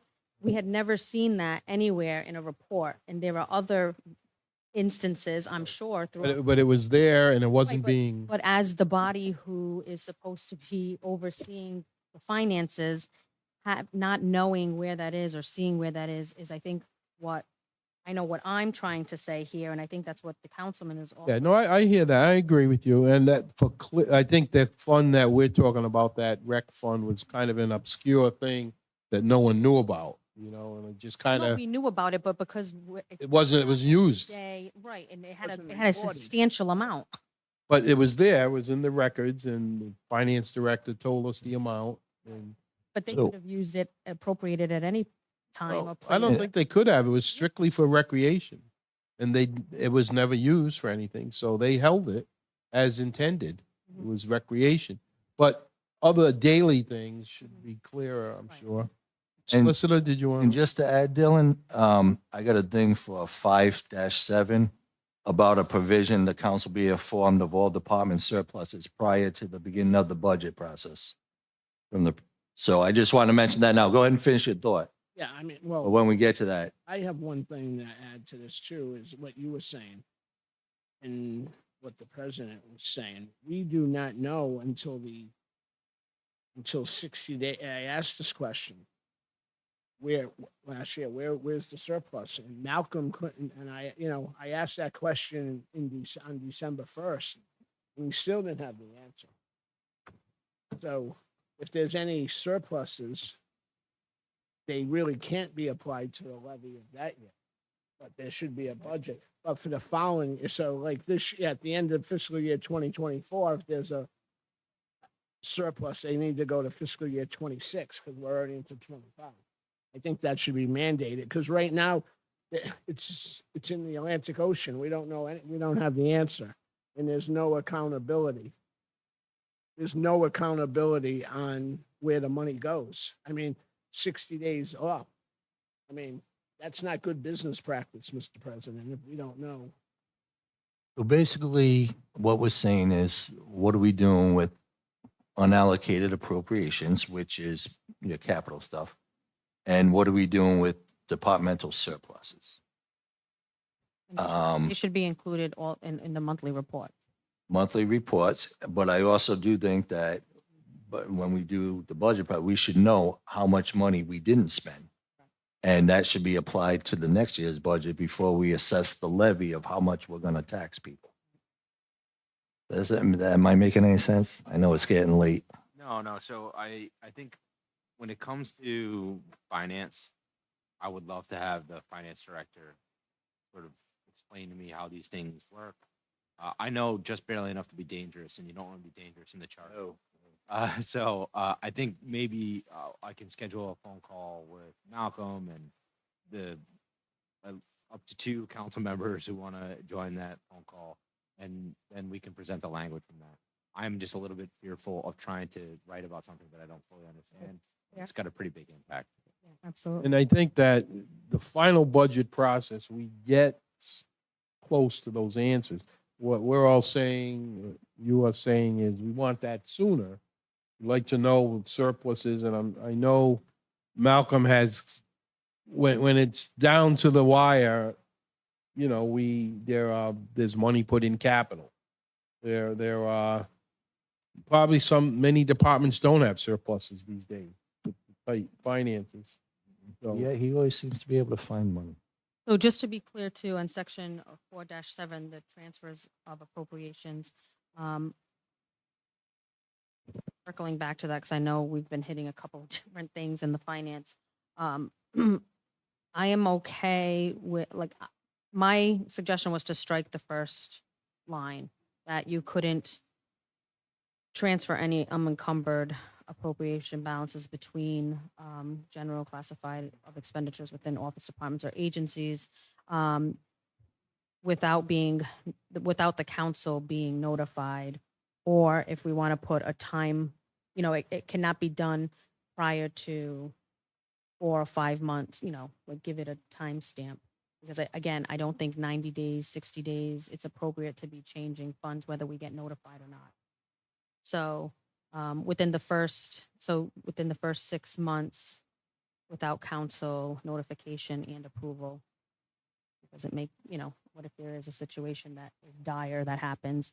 We don't want to the council president's points, hold up the funds, but we need to have a valid reason that the sure, council it needs to come approves, to us. that the council would approve. Well, That's why I said any business school tells you set a budget, you live with the Well, budget unless there's an emergency. Yeah, You you gotta be- live by a budget, but No, but there are gonna be emergencies, Right. so that's why there's a rainy day fund, but you just can't, I mean, a boiler blows up in a Oh, yeah, building and but And those are the emergencies. Not You budgeted. can't have just hocus pocus and saying I need another 500,000. But you also can't say, we're not gonna fix that No, thing. I've because- never said that. We're the first Well, one. you said live within. Well, but there's emergencies, just like. Through the chair. Can we move on to the next? Yeah. Thank you. I'll go for that. Next. All right, so the gist of that was we just want to, okay. My other thing, 4-13, competitive bidding. Item 2, this says the low bidder. The low bidder is not always the best. So my concern is that language. You may have three, 4 bids. You may have one that's not the lowest, but they're probably the most qualified. This language to me says we have to go with the lowest. That state statute. Am I reading this wrong, Dylan? What sentence are you? So I'm in section 4-13. Yep. Item 2. Two. All contracts for more than amount shall be determined by ordinance and awarded to the lowest responsible bidder Responsible is the key word there. after such public notice and competition has been. I mean, does the word responsible cover that? Yeah, it's doing a ton of work in that sense. There's a lot of great case law. Okay. Well, I think one of the things that might come to mind and why the councilman might, and I don't want to speak on your behalf, but the council just will receive the information after that's already been determined by the administration or the law department or the office that does the bidding, the procurement officer. So right now it's not practice where the city council is notified of bids going out, though I know it's been said it's public, it's on the city website, but that doesn't mean that the city council knows that the bid is going out and it's up to on the website for us to look and then look at the different applicants who are applying or bidding on the stuff. So I think if there was something in here that the city council, and maybe, I don't know if it would be better placed in an ordinance, because I think, again, I don't want to add more stuff here that's unnecessary, but I think an ordinance speaking to that is probably something that would be beneficial as part of the bidding process, and so that there's more transparency for the council. And again, it's nothing that the administration is doing poorly. It's just we don't know, and they're already busy with other stuff, that notifying the council of something like that is probably below top 10. So I know the RFPs are online. Are they required to put the bids received online? Okay, so it's already on there, Anna, for us to review. Right, but we don't know that it's on. Like, do you know when bids come in? No, but I don't think that's a charter thing. No, that's what I'm saying. It's not a charter thing. Right, but is Shouldn't be, that? but I think it's something that we should Absolutely. have a discussion about and that we should be aware of Gotcha. instead of. We don't have a role in that process, Well, we do on right? voting. It comes to us to vote on, and we get copies of all the bids. Right, so but the- this goes back to. But I don't want to be involved in sending the bid out. No, I'm not saying that. So the contract, once the city has determined who the lowest, most responsible bidder Right, is, it comes to it'll come us. to the council for a vote. Now, if the council has not looked at the other bidders, how can you say, well, I feel like they We do, we get, maybe not, And why let's wouldn't say we there's go 10, online to see the bids? yeah, hang on a minute, let me finish. could. If there are 10 bids, we might get the top 3 that are being recommended. You know, the cheapest, the next one, the next highest, and the others that the DPW had, let's say, as an example, rules were not responsible, that's the language, didn't meet the minimum qualifications. So every time we vote, we usually have 3 or 4 or 5. We have all the background information. Yeah, Just want to. I It's, see it's it. online. We do have to do the it's step in to our go packet. online to Right. find it, and you gotta know where to look for it, but But I get it's hard to look online, but the clerk puts it in our packet. We get the bids, it gets sent to her.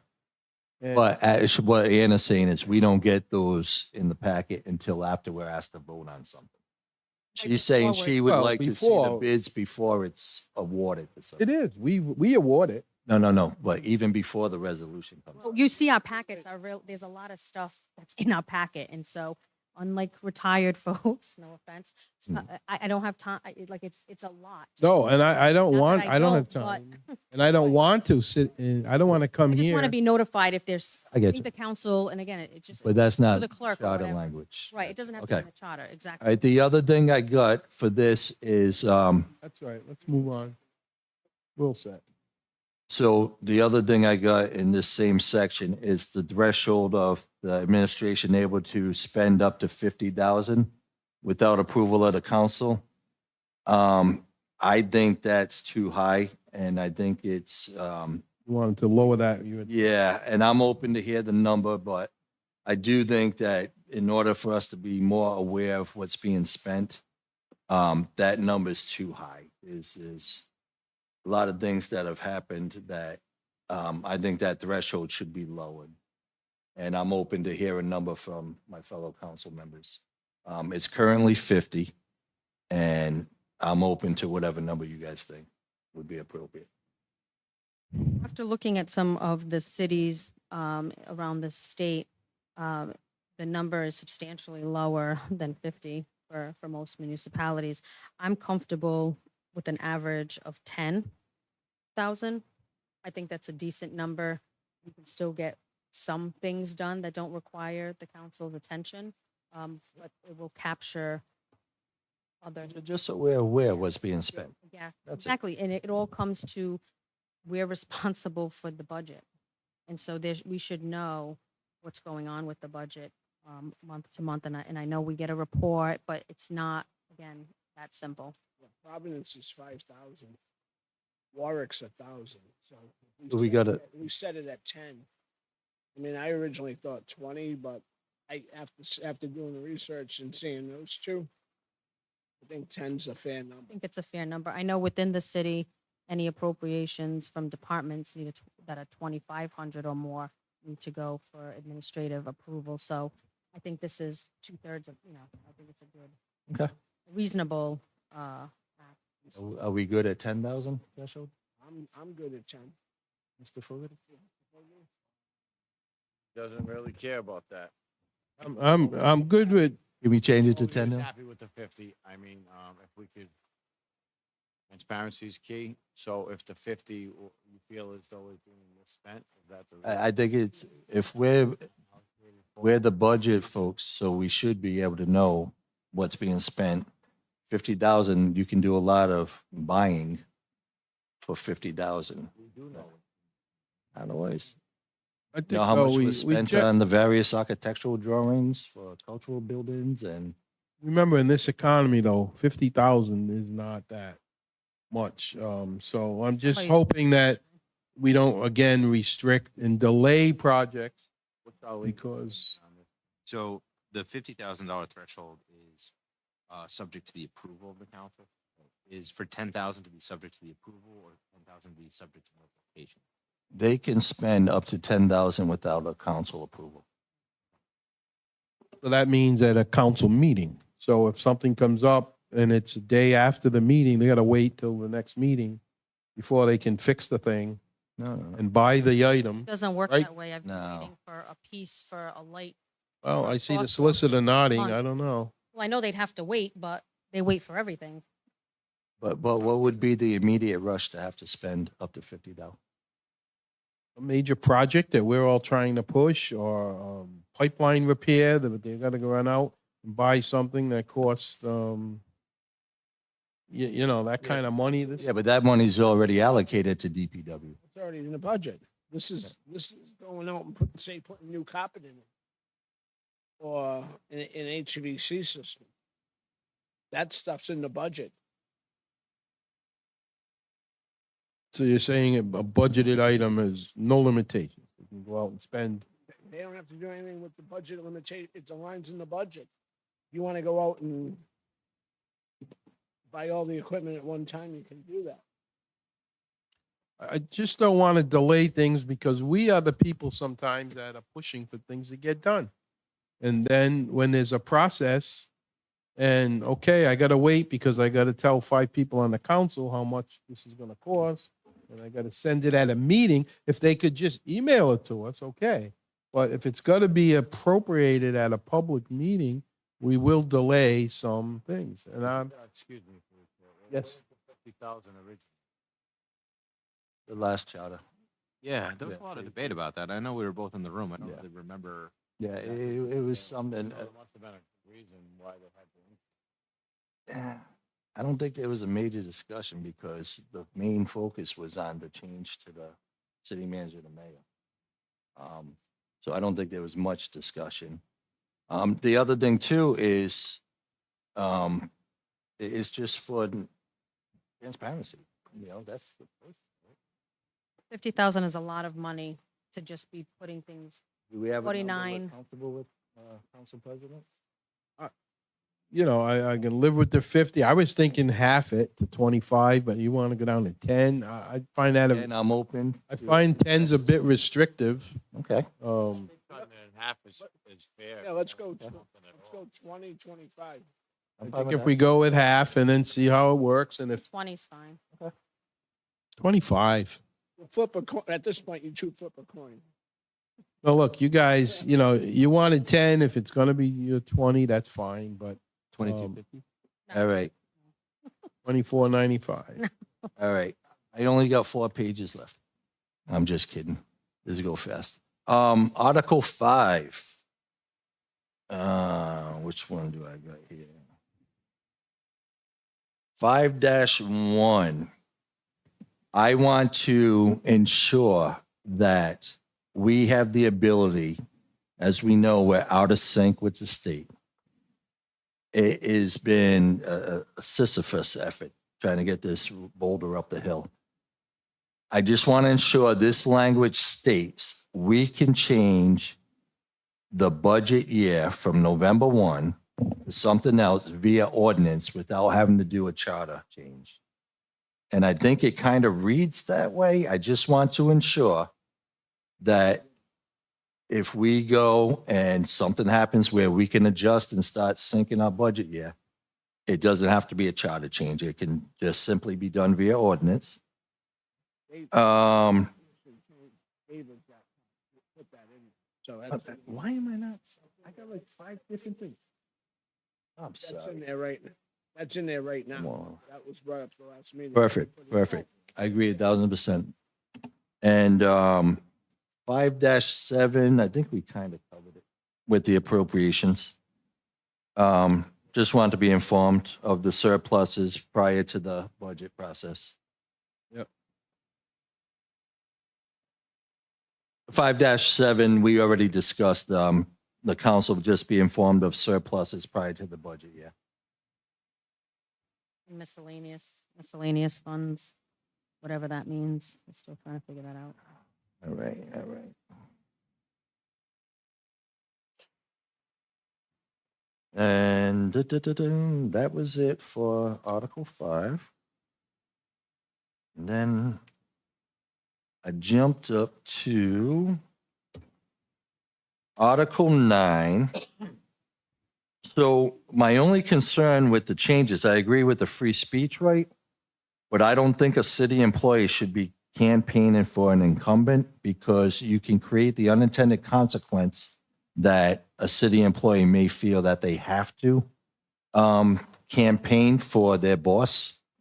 I agree with First Amendment protection, but I just want to ensure that we're not creating a situation.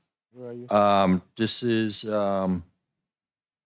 10, Article 9, 9-1. That's 1, okay. And I'm fine with the free speech. I supported that. I just want to ensure that the wording, that a city employee doesn't feel that they're forced to have to campaign for an incumbent. I think the- That's the only thing I want to ensure that. I mean, I want everybody to have a voice, support the candidate you want, whatever. I just want to ensure we're not creating a situation where an elected official saying, you got to go hold my sign or something like that. That's my only thing. I think the current charter already, right, it already has all of that. Well, we're stricken a lot of stuff from that. Well, that was the recommendation, Right. right? So, And yeah. I agree with First Yeah. Amendment speech. I Yeah, we're- want to ensure that it's worded in a way that, That's the only part that I think is. I just want to ensure that the rest of it, I think the way the charter is written is fine. Yep. Oh, so you guys don't want to accept the changes? No? I'm okay with the way the charter, To your point, Councilman, except for the, obviously the freedom of speech. to your point, I understand that. That technically would be something that they could go to the EEOC for. Like there are internal mechanisms if they wanted to complain about that. Make sure. And maybe Dylan would craft language for that. But we didn't touch that specifically because it would get a little messy. Trying to working for the feds, I can tell you that there's an abundance of regulations coming, having to do with that stuff, and it is very confusing. And I have an ethics officer for that, so. I think it's messy when you start changing. It can get very. And again, I love free speech, anybody Mhm. can support anything that they want. I just want to ensure we're not an unintended inflated deal. Yeah, it can't be forced, right, but Or I think if current they're- or laws if they're- cover that. They're supporting somebody and there's retaliation or, it can go either way, right? Yeah, you can't really do this. Right. Or people should feel safe. Or just create it where it's don't. So what's, Article 9, something else? are we accepting the changes? Are we? No, we're not except gonna- for freedom of speech. Yeah, leaving it as is. Okay. Yeah, we can't do anything. I got you. Okay. So my next one is Article 10. Now, we probably, I'm sure, Dylan, Title 19, Rhode Island General Law, but Section 10-3, Item 6. Actually, no, Malcolm's not here. I can't even ask these questions. Yeah. I was gonna mention, no, disregard. We can't even do anything with this.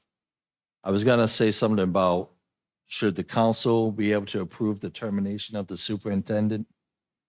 Or does Rhode Island, if the school committee were to vote to remove a superintendent and say it was a political thing, should the council have the authority to step in? But Rhode Island general law, State law. don't even want to governs- waste the time that. Right. It's not our boat. I agree, 1,000%, 1,000%.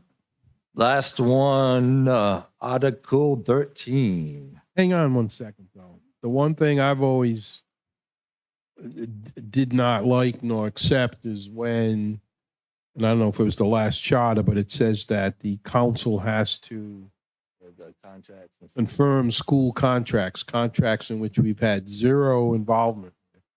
And it was never the case until, recently. And I know that it was said that, well, we don't get involved in day-to-day police contracts, but we do in a way. Some of us are on subcommittees that handle that. So I won't get into why. I know why that provision was put in by some prior elected officials. We support or don't support the bottom line of the school budget.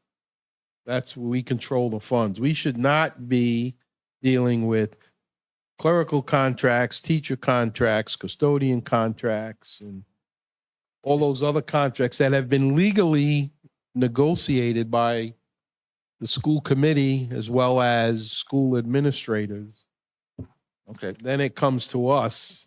let me look at the charter real quick when it comes to schools to see if there's anything that says we have to. And I've lost my, I Because don't know if it's charter. If it's now. not in the charter, Council President, then let's change that.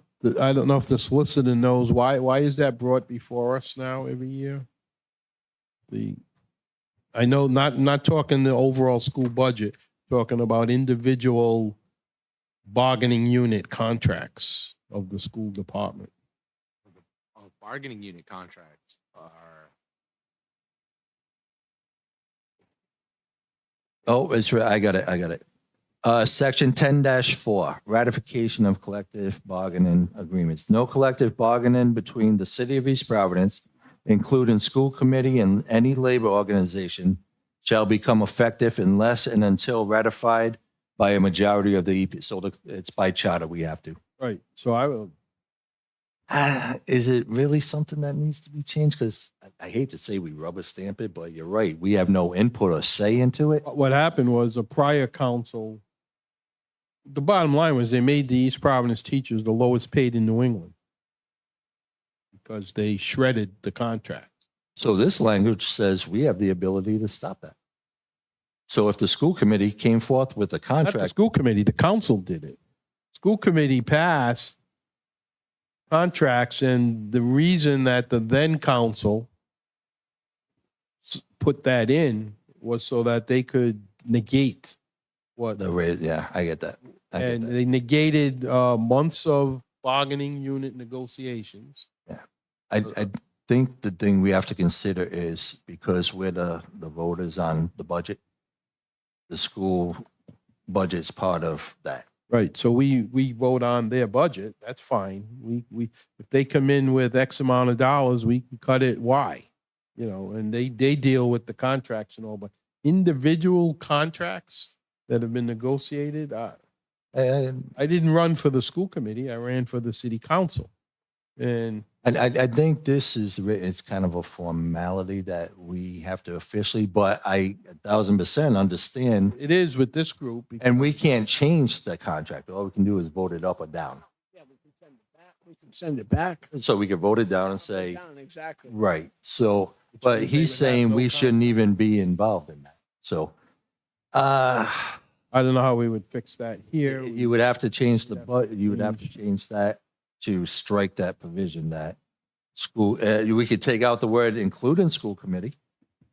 I would just caution the city council that that part of the reason approving the contracts is because you also have to include those contractual obligations like raises in the budget that you're Right. passing. So Right. that, I know there are political reasons for it, but you also do need to factor that in when this. Absolutely. That's why I think presenting it's the in- budget. Well, I don't follow that. Say that again? When you approve that budget, the mayor Right. comes with the budget, and that also includes the school committee budget. Includes everything in the budget, right? Factored into that school budget is raises, contractual raises from Right. these contracts. Which historically, city council has never had a role in. Correct. They only have the role in the bottom line. It's the retirement benefit.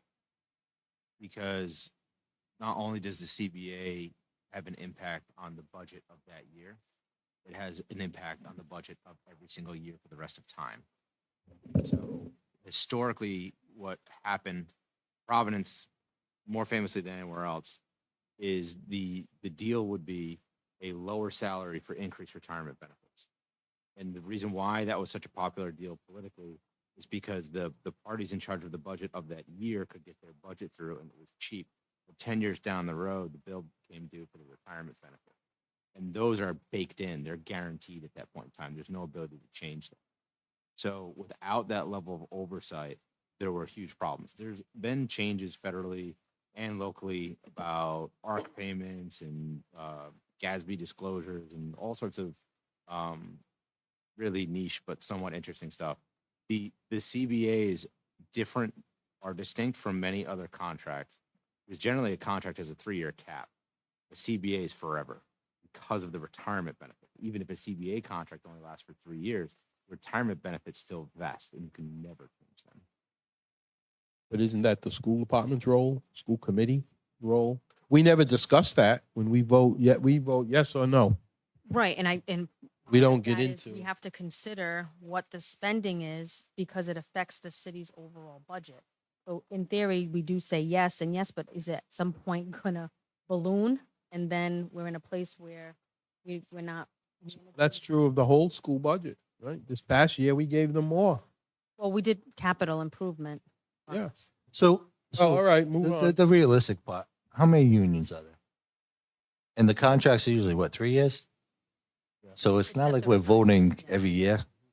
So I'd Oh, be I- comfortable leaving it I- as is. I do too. I said my piece. Okay. We'll move on. Yeah, all right. So, we mentioned before 13-8, the Charter Commission stuff. Do we want to keep that or just put it under Article 2, under the powers that we can call one whenever? And the last thing I've got is 13-19. Dylan, can you explain? The council may provide reasonable penalties for the violation of any ordinance. Is that just a catch-all? Does it have any teeth? And At some point in time, someone must have advised the council that they should get that level of authority in order to impose penalties. so if we write an ordinance, it's say like it's a law. We don't provide the penalty. If we put up a traffic sign and you blow through a red light, city council doesn't go after. So, That would be the police. So I'll give. but what type of ordinance are we talking about is violated that the council provides the penalty? So I'll give you an example. Okay. So a few years ago, there was an uptick in graffiti vandalism throughout the city. And so I sponsored a ordinance revolving around graffiti, and then there were penalties that were associated for multiple offenses. And obviously it would have to, they have to investigate who did it. And then that person or parent or guardian would be liable. But that was Clean up. written in the ordinance, the Correct. penalties. Correct. I think this, if I'm mistaken, this would cover the ability for the council to set penalties within the ordinance. So if this wasn't here, that ordinance wouldn't have been able to set a penalty. Okay. I think, That's it. Yeah. Probably not even worth putting on a ballot question. I think it's fine. That, did we miss any other proposals? And again, I apologize. I got like 4 different copies of everything here. There's a chunk of things related to notice and timing of when the budget occur, the dates for the veto, all those sorts of things. Those are, there's maybe a couple other things like that within this document, separate from things that are limited to financial changes, which I've structured to kind of correct for some of the budgetary challenges and timing challenges that we've had. I would say 80 to 90% of it is notice language, and 10% of it is, person A must do X by Y date. I will put that together in a resolution, and I will try to just only be the timing stuff separate from finance so that I don't overstep, and I will try to keep, and those will be my recommendations as sort of passed through the commission, recommended through the commission recommended through the council. I think it will make the budget practice work much cleaner, which has been a challenge since the change in government. Is one of those changes the time frame that the city council delivered? I think right now it's 45 days. I mean, I put in my notes it to be, I think, 90 or 60. Were you looking for, was it less or more that you went to? My changes were all increased flexibility for the council to react to budgetary issues, in particular a potential veto.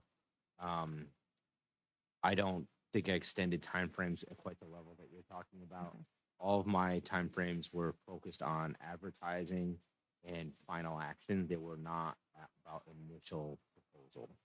Yeah, because so in the budget, section 5-3, preparation and submission of the budget, right now it's at least 40 days prior to the beginning of each budget year, which, I mean, we know, you guys have been on one budget. 45 days is not enough to go through all of the vetting, in my opinion, of all the material, and then to meet the deadlines for advertising, final approval, budget, return. So my ask would be to increase that number. Now, what that number realistically should look like, I think that might be a Malcolm question because he's the one that's overseeing that. I'd say maybe 60 days. I think that it just needs to be a little bit more time so that the council can go through it, ask the questions without having to do a workshop 3 days a week for 2 months.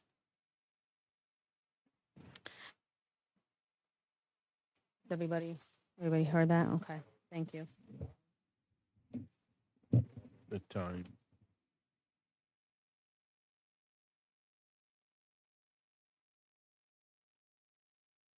Anybody else? I had some stuff that I Yep. tried to interject Okay. when the Councilman Lawson was, discussing, Mhm. but, I don't know if it all got caught. So I did send to everybody the suggestions. I think some of them, again, might not necessarily need to go in the charter. They could probably be done by an ordinance, so I'll circle back around for that. I'm not sure, I guess I'd have to check with the assistant solicitor if that position for the assistant coordinator for the council, if it needs to be in the charter, if we can just do an ordinance for that. I don't recall what did we want to put something in the charter that just spoke to that, or just create an ordinance? I think if it's, I think the ordinance, I mean, would be good because we technically put that position of part-time into the budget last year on the suggestion of the honorable mayor. mhm. So powers and duties on section 3-5. One of the changes that I suggested was the notification of the city council of all appointments shall be in writing and filed with the city clerk within 5 days. I suggested 10 days. I think, again, 5 days is a short amount of time to notify a council. I think reasonably 10 is more appropriate.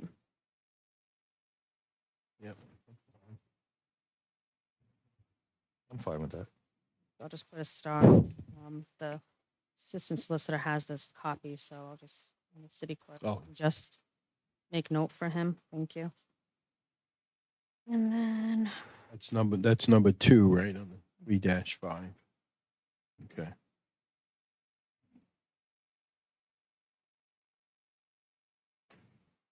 the appropriations we spoke about, the unexpenditures we spoke about. So, section 4-12, Board of Assessment Review.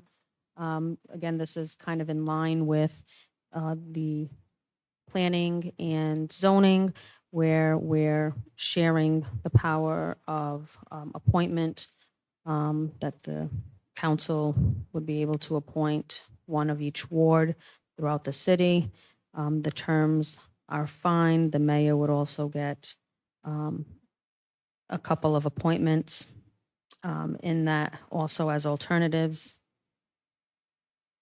And then a note of, for a term of 6 years from the date of expiration of the term for which he or she predecessor was appointed, except for the person appointed and the vacancy occurs prior to such term, that appointed person shall remain in the term. So essentially, you stay in the term unless somebody else is appointed to be your successor. And the only thing that's not in here also would be that the mayor would get 2 alternates as board members. So that would be 5 full members and 2 alternate members, 5 being from the council, 2 from the mayor. So just being consistent across the boards that are in the charter, being equally divided.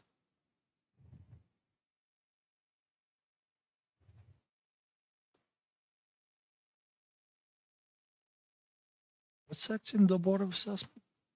Oh, I got it. Section 4-12. I got it.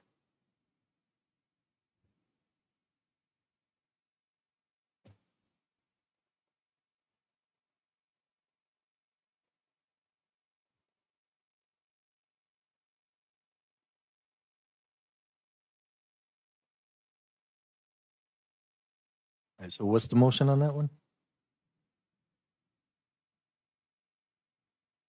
I was given that it be the same in line with what the other 2 boards, where the council gets 5 appointments, 1 of each ward, and then that the mayor would get 2 alternates.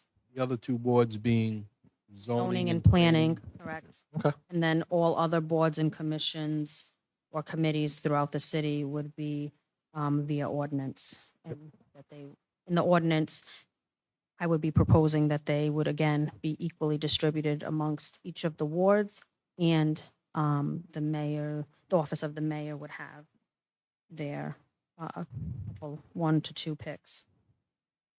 Well, just as I had mentioned earlier, I think it does take away checks and balances when, I think it puts in checks and balances. It's not one person. It's not one But person. it's there now, I think, if you have, we can say no to every single mayoral. Again, it puts egg Appointment. on a person's face if you're if you're the person who says no. Why, because it's been up here where there's been a conversation, not on this council, and it becomes then, well, why not? This person's, and it doesn't need to be, because then the candidate, it doesn't look good for that person either, that they're going back and forth. Because again, it's not done ahead of time, so that's why appointments, I'm asking that anybody that's being considered be given 10 days in advance, because 5 is definitely not enough time. So there is a checks and balance, because it's being shared throughout the elected officials. I just think it's not quite our role, but, it's the will of this council. Council President, Yes, um, damn so it. are we just talking about specific boards here, or Zoning, planning, and Board of Assessment Review. I know we covered this previously, I didn't speak on it before, and explaining the rationale of the commission, we didn't change that section, and again, because we were talking about checks and balances, we thought that that was satisfactory with the mayor nominating, the council approving, and I'm just gonna step out of my role as mayor for a second and go into my role as a city employee, with, working with the previous council, part of it.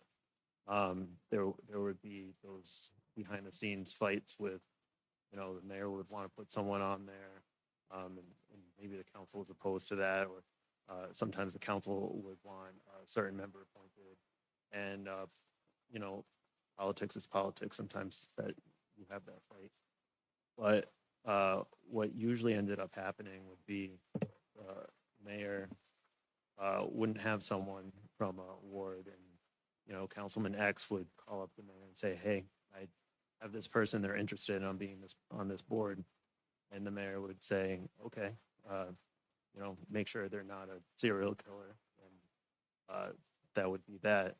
We also had an instance with zoning in particular where we had a person that one councilman was adamantly opposed to. And we set up a one-on-one meeting. That councilman met with the person, asked them a slew of questions. How would they vote? What was their opinion on Cumberland Farms? A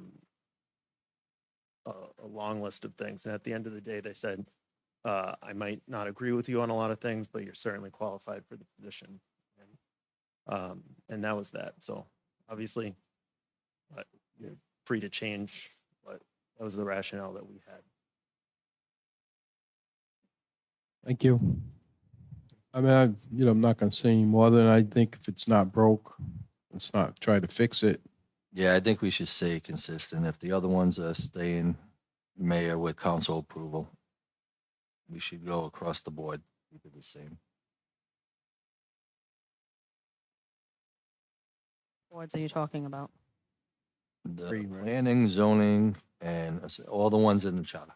Oh, I yeah. think the way they currently read, unless we want to add numbers, I'm fine with the way they currently read. Anybody else want to add? You fine, so. So we do have a couple things. Suggestions, quorum, section 2-8, quorum of 3 members. Is that something we want to put on the ballot question? Can I just interrupt you for a That's second? Robert True. I'm not sure if the councilman was done. Oh, I apologize. I know you just. Oh, I'm so sorry. I'm getting punched. I'm good. I'm sorry. I'm You good. sure? Yep. Okay. I completely apologize. You may continue. Quorum of 3, is that something we need to change the charter to read? Where are you? Section 2-8, I'm looking at the changes proposed. I'm making sure we hit every of them. It's Robert's rule. Robert's rule is a law. We can't, I mean, you gotta have a majority, which would be 3 of a body of 5. For a body of 5. So the language that was Need to crossed have a out majority. was a majority of the whole number shall, they used to say constitute a quorum, but now it's a quorum of 3 members of the council shall be necessary for the transaction of business. So if only 3 of us showed up, what's the quorum? That's it. It's because the body is a 5, so it's the 3. Goes by the body. Yeah, it goes by the body. So we're a body of 5. So we don't need to change the language of the charter No, because it's already, okay. if we were 7, we needed 4. Okay. 2-9 you proposed, but I think we're striking that completely.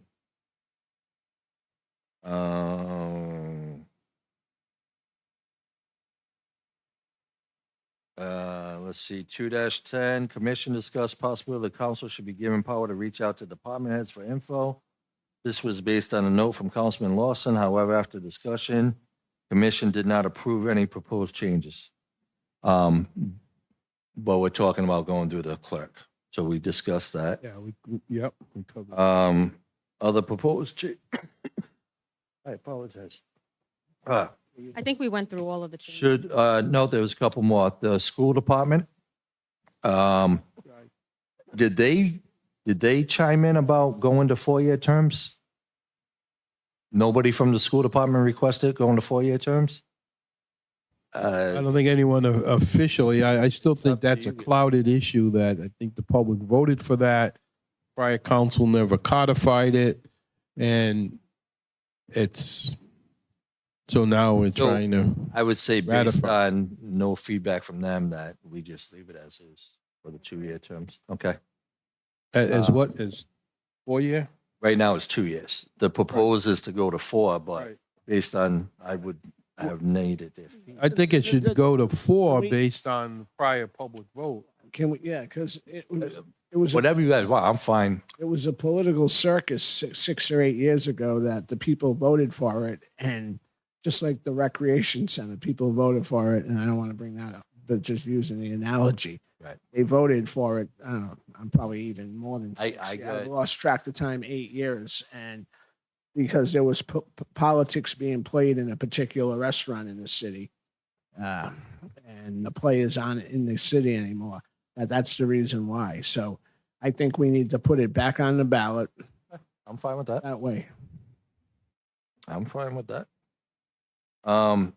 We got an email from the canvas. Let me just make sure the solicitor's keeping up with us. Ma'am, I'm going to rescind my commitment to presenting ballot questions by July 9th.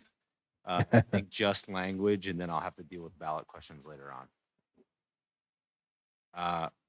We'll be able to figure it out on the back end of the 9th, but ballot questions aren't the simplest thing to draft, so Okay. I'll just do the language, and then what makes it through, then I'll do ballot questions. So based on the email from the canvassing board, is the language correct, Frank? I'm just raising this and Dylan can talk about it. And We just leave it the way it is in the charter? Do we have to make a change? a lot, Was that what they were requesting? We leave it as is? No, they were asking to change it. a lot of cities and towns, the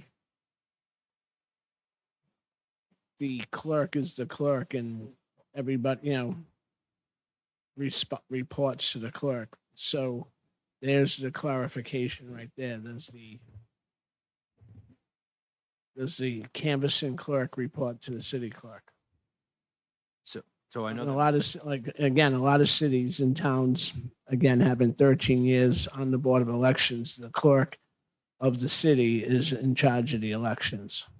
I know when the vice president brought this to our attention, Meg Bellamy in my office did some research on the matter.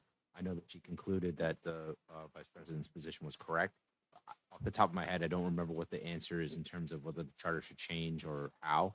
But I know that I have the legal memo on it, and it confirms the position raised by the vice president. I will make sure that the draft resolution matches the state. law. So the canvassing board wanted to stay under the canvassing board, because they felt that moving that, you're now putting that into an appointed person, and everything they do goes Can I- through the canvassing office. So- That rolls up to the Board of Elections, that goes up.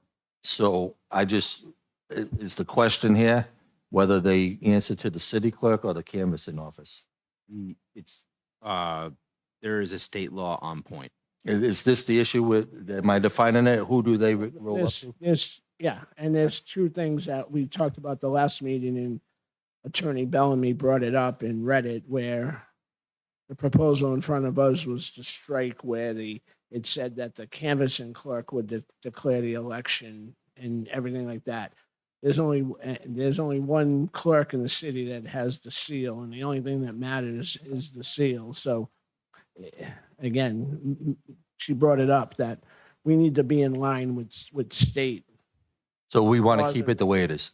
state regulations. No, just to, and make sure we're in line. Okay. Right now, it's a gray area, but there's a lot of things that they put in where it said, the canvassing clerk. No, it's city clerk. Because when Representative Cicilline resigned, the letter of resignation and declaring of the election from Secretary Amori came to Clerk Sepper, not to the canvassing clerk. Councilwoman?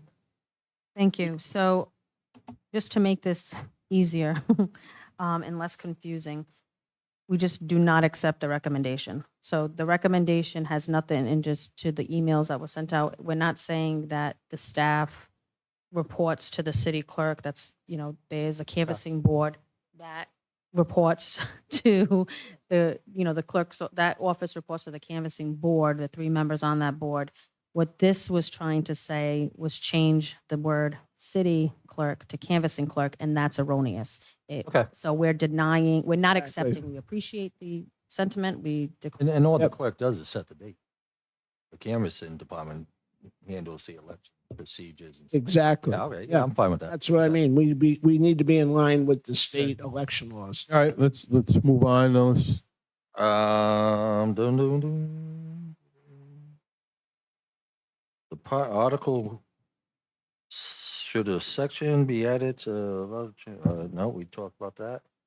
I think the last thing, Dave, what do you feel about 4-year terms? Seeing how you're running? I'm fine with the 4-year terms. Okay. That's okay. My question was going to be about the staggering, because I know that language is in there. And I just wanted clarification if you were going to go forward with that staggering or. Of the school committee? I think my opinion is that the council and the mayor, just like boards and commissioners, they should be staggered so you don't have clean slates.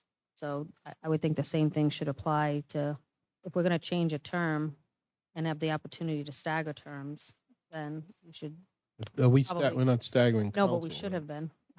And it So- was discussed so- to do so. So realistically, Hard to, how If- do you pick who? if we put 4-year terms on the ballot and we have people running for these seats, you're going to have 5 winners. And if this passes to go to 4-year terms, does it apply to those who were just elected? Or does it roll over to 2026? It's 2026. Next election. Correct. So then I don't see a reason for staggered terms then.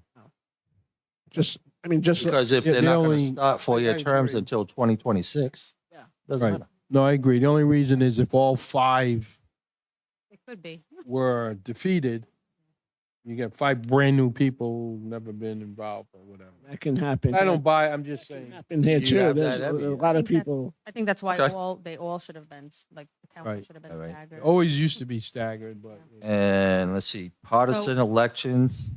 Oh, I'm sorry, you still talking that? No, so I'm just thinking of the timeline too, because right now, like the city council and the mayor's seat are off, so they're not like on a presidential year. So do we want, will that then turn all city elections on non-presidential year? I would say so, because obviously people who declared, and Mr. Louise is already a winner. Congratulations. yeah? Yeah, Nice. he's unopposed. That's what. So I mean, who are running this year and wins the election on November 5th of 2024? they need to run again in 2026. And at that time, those would be the 4-year terms. I'm fine with that. And I'm not into staggering because, you know, it doesn't work. Because how are we I going don't to think do? there's a need. Yeah, well, how are we going to do it? We're going to pick numbers out of the hat. No, I think I've the seen you easiest way is stagger out of. 4-year terms. It's the way we go. I mean, it could be all 5 gone, just like this body. Those are the chances, but more than likely, you'll always have 2 or 3 people around. So I think 2026 school committee goes to 4-year Okay, terms. so that's settled. Next. The last one I see, and please tell me if I'm missing something.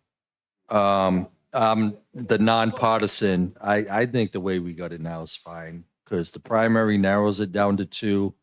You got 2 in the general where somebody's getting at least 50%.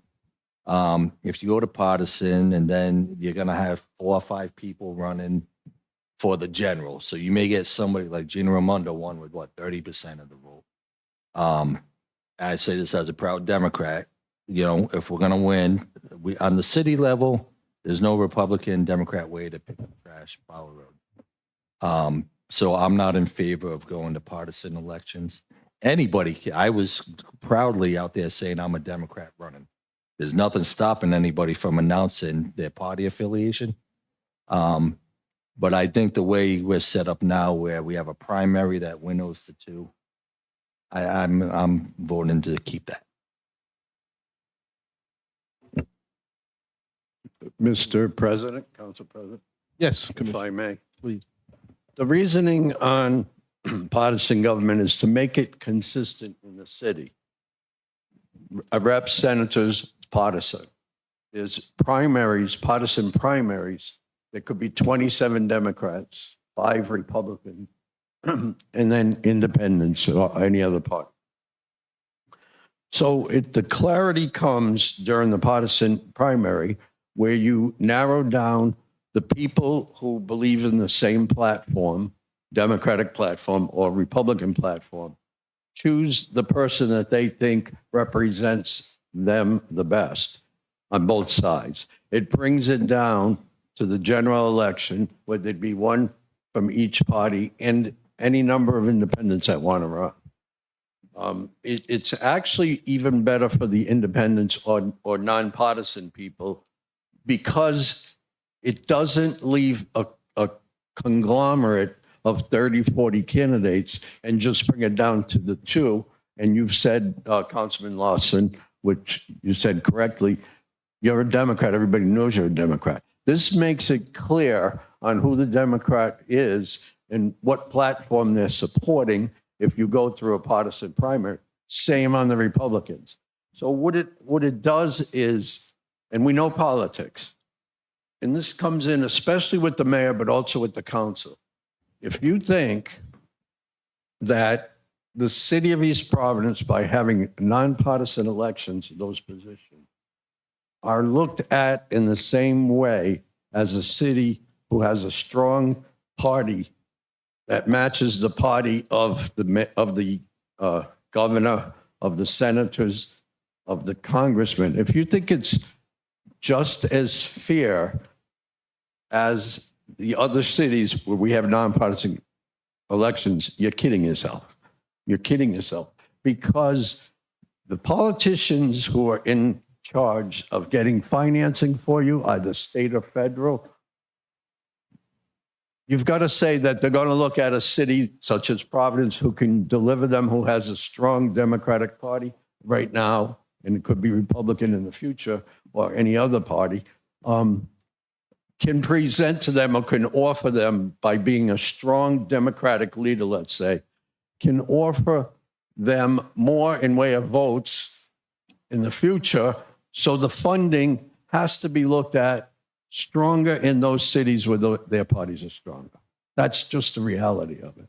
So it helps there, and it also helps in the particular city for the people of the same party to work together better. It's known Councilman so-and-so is a Democrat because he announced or she announced as a Democrat, they're running as a Democrat, so that they can all work together and say, look, we're on the same team. We need this funding. We support these same issues. And the people know. The people don't have to guess, oh, I don't know if he's a Democrat, she's a Democrat.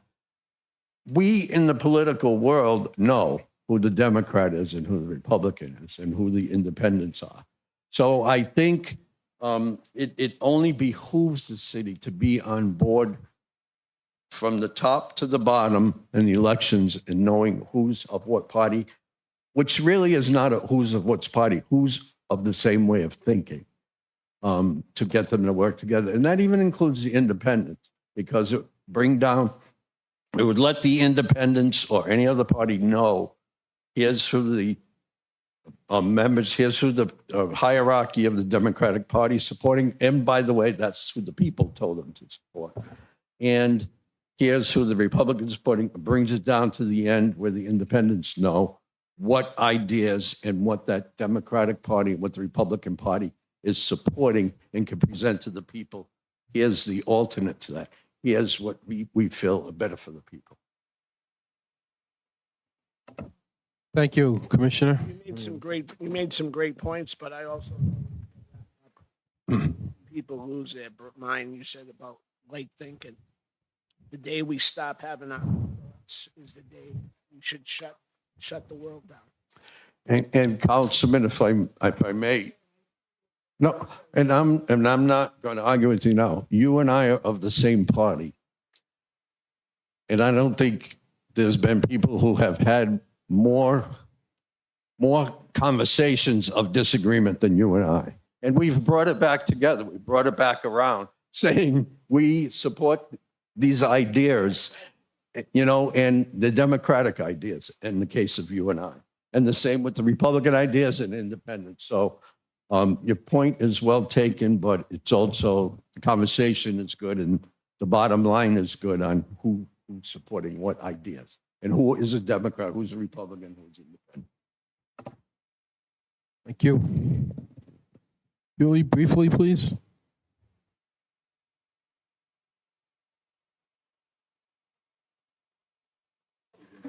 I just want to let this body know that when we got together and we had a discussion on this, we had long discussions on this. We went over every angle, every possibility, every reason to put it before the people. But here's the key. We had people that agreed. We had people that were unsure. We had people that disagreed. But the one thing we all agreed on was this was an important issue that needed to go before the people. The people need to decide what they want. Just like we said to them, do you want a mayoral form of government years ago? And the people spoke. We need to go to our constituents and have them make a decision and respect what they say and do it. And I think the due diligence here is, as a commission member, we voted to bring it to you because people told us they wanted a voice. Now we're going to you. You're the individual council people that they voted in these seats. Are you going to allow them to have a voice, or are you going to make your voice be the choice? And that's what you have to ask. Are you going to because you have a vote, just like them. If you let them have a voice, you go into the voting booth, and if you don't like it, Mr. Lawson, you could say no. You just check it off. If I didn't like something, I could do that. If I like it, I say yes. But all your ward people should have that same right. And that's what we're asking the council to do. Thank you. Thank you, Julie. Any other comments? All right, Councilwoman, I make a motion to adjourn. just before I entertain that, yeah, I, don't want to be a hypocrite. I am a Democrat. I'm on the Democratic City Committee. I've asked for endorsement. I support democratic philosophies from the days when 1972, when Chairman Rogers and I were working on democratic presidential policies. We got killed by Nixon, but in the long run, I think we were proven right because he had to quit. And I look at the amount of state and federal funding that has come into East Providence since we've had a mayoral form of government, and pretty much, even though mayor is nonpartisan, but everyone knows what party the administration is affiliated with. So I'd be lying if I'd say I didn't think that that helped to get some funding. Just about 99% of the projects going on in this city, some of us are not happy with the speed of it, but they're federally and state funded, not coming out of our budget. So I don't have a problem with being partisan. However, I've talked individually, and I don't see that the support is here on the council for that. So, Mr. Solicitor, it doesn't look like I, a comment. no, I agree about the partisan elections, but I think we're over dramatizing the fact of, God forbid, God forbid, if we had a Republican mayor, we wouldn't get financing, because look at Cranston.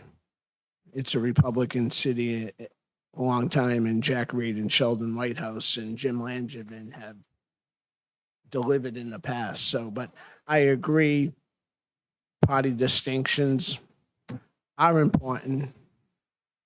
And I'm a Democrat and I support that way, but I think this day and age,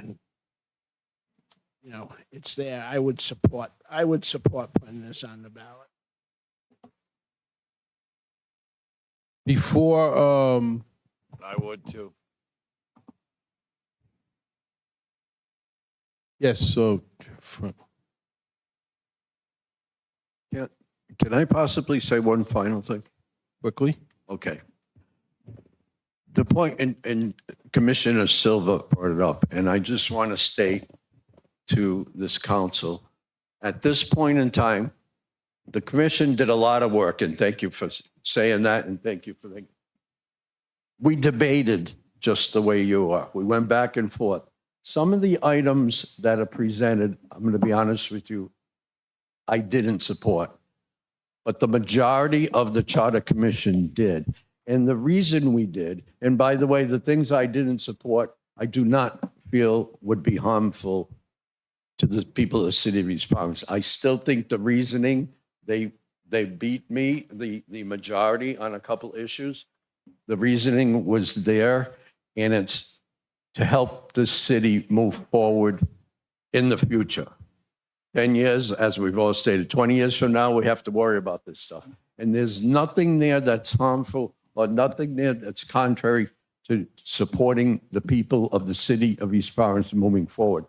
So I want to request, and your changes are fine, and what you had to do. But I want to request at this point in time that the council seriously think about the work that was put in, the work that you just put in this evening, and to put as much as you can, if not everything that we've presented to you, on the ballot at this time for the people of East Providence to decide. We did that. I mean, we eliminated the clerk's office. We eliminated some things. I think we went through things. I think it's there.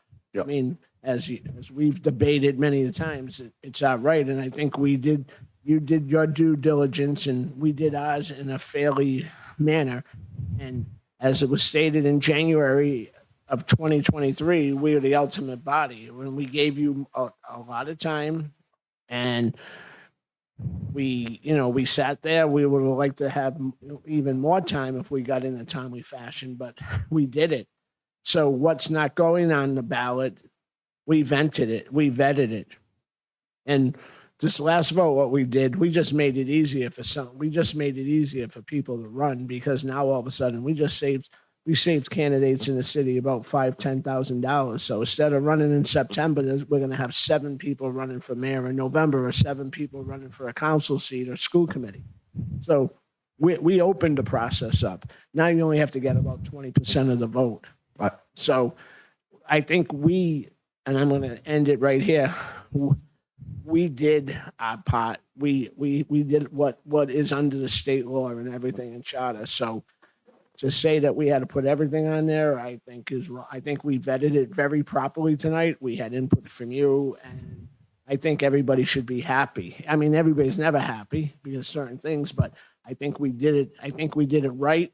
And as I said to you, if you were a council person up here, you did it. We didn't strong arm and said, we didn't throw every piece of paper. We didn't pull a Nancy Pelosi and tore up paper.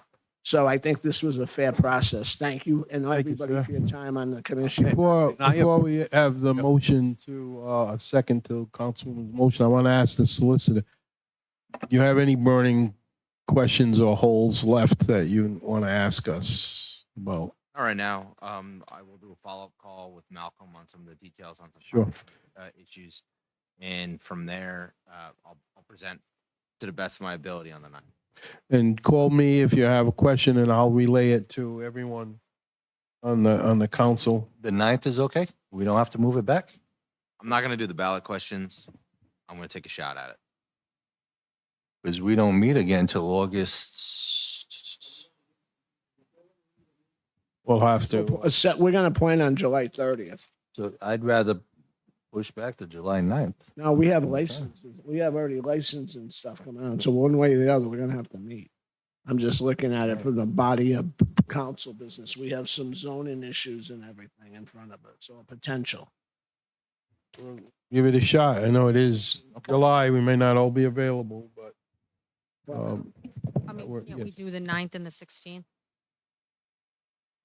I don't know if there's enough time to come back. You want the 30th gives you enough time for the ballot. I mean, right now it's a form. All we're waiting for is your ballot questions. I think we did every work. We all you're doing now is cleaning it up. We did the We'll have to iron- see it. the heavy work. Yeah, we have to see it back, but we basically agreed on everything. We're not going to go back now and say no more 4-year terms for school committee, for example. We're Well, we're all going to Well, take, we have to vote on it. There Yeah. are things that people don't want. Yeah, nothing was voted on tonight. We Actually voted gave our on. We're intent. just moving it to a resolution and a ballot question to then be voted. Like, that's the vote. This isn't a vote.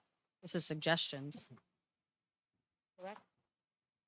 There's a requirement for a public hearing. Exactly. And there's a requirement for resolutions. Right. This is a workshop. Yeah. Uh, I know what I need to draft for the next meeting. I believe I can draft it before the 9th. I don't believe it'll be perfect on the 9th, but I think that level of vetting will occur prior to August. And then we can pick the next date on the 9th. That's what I think.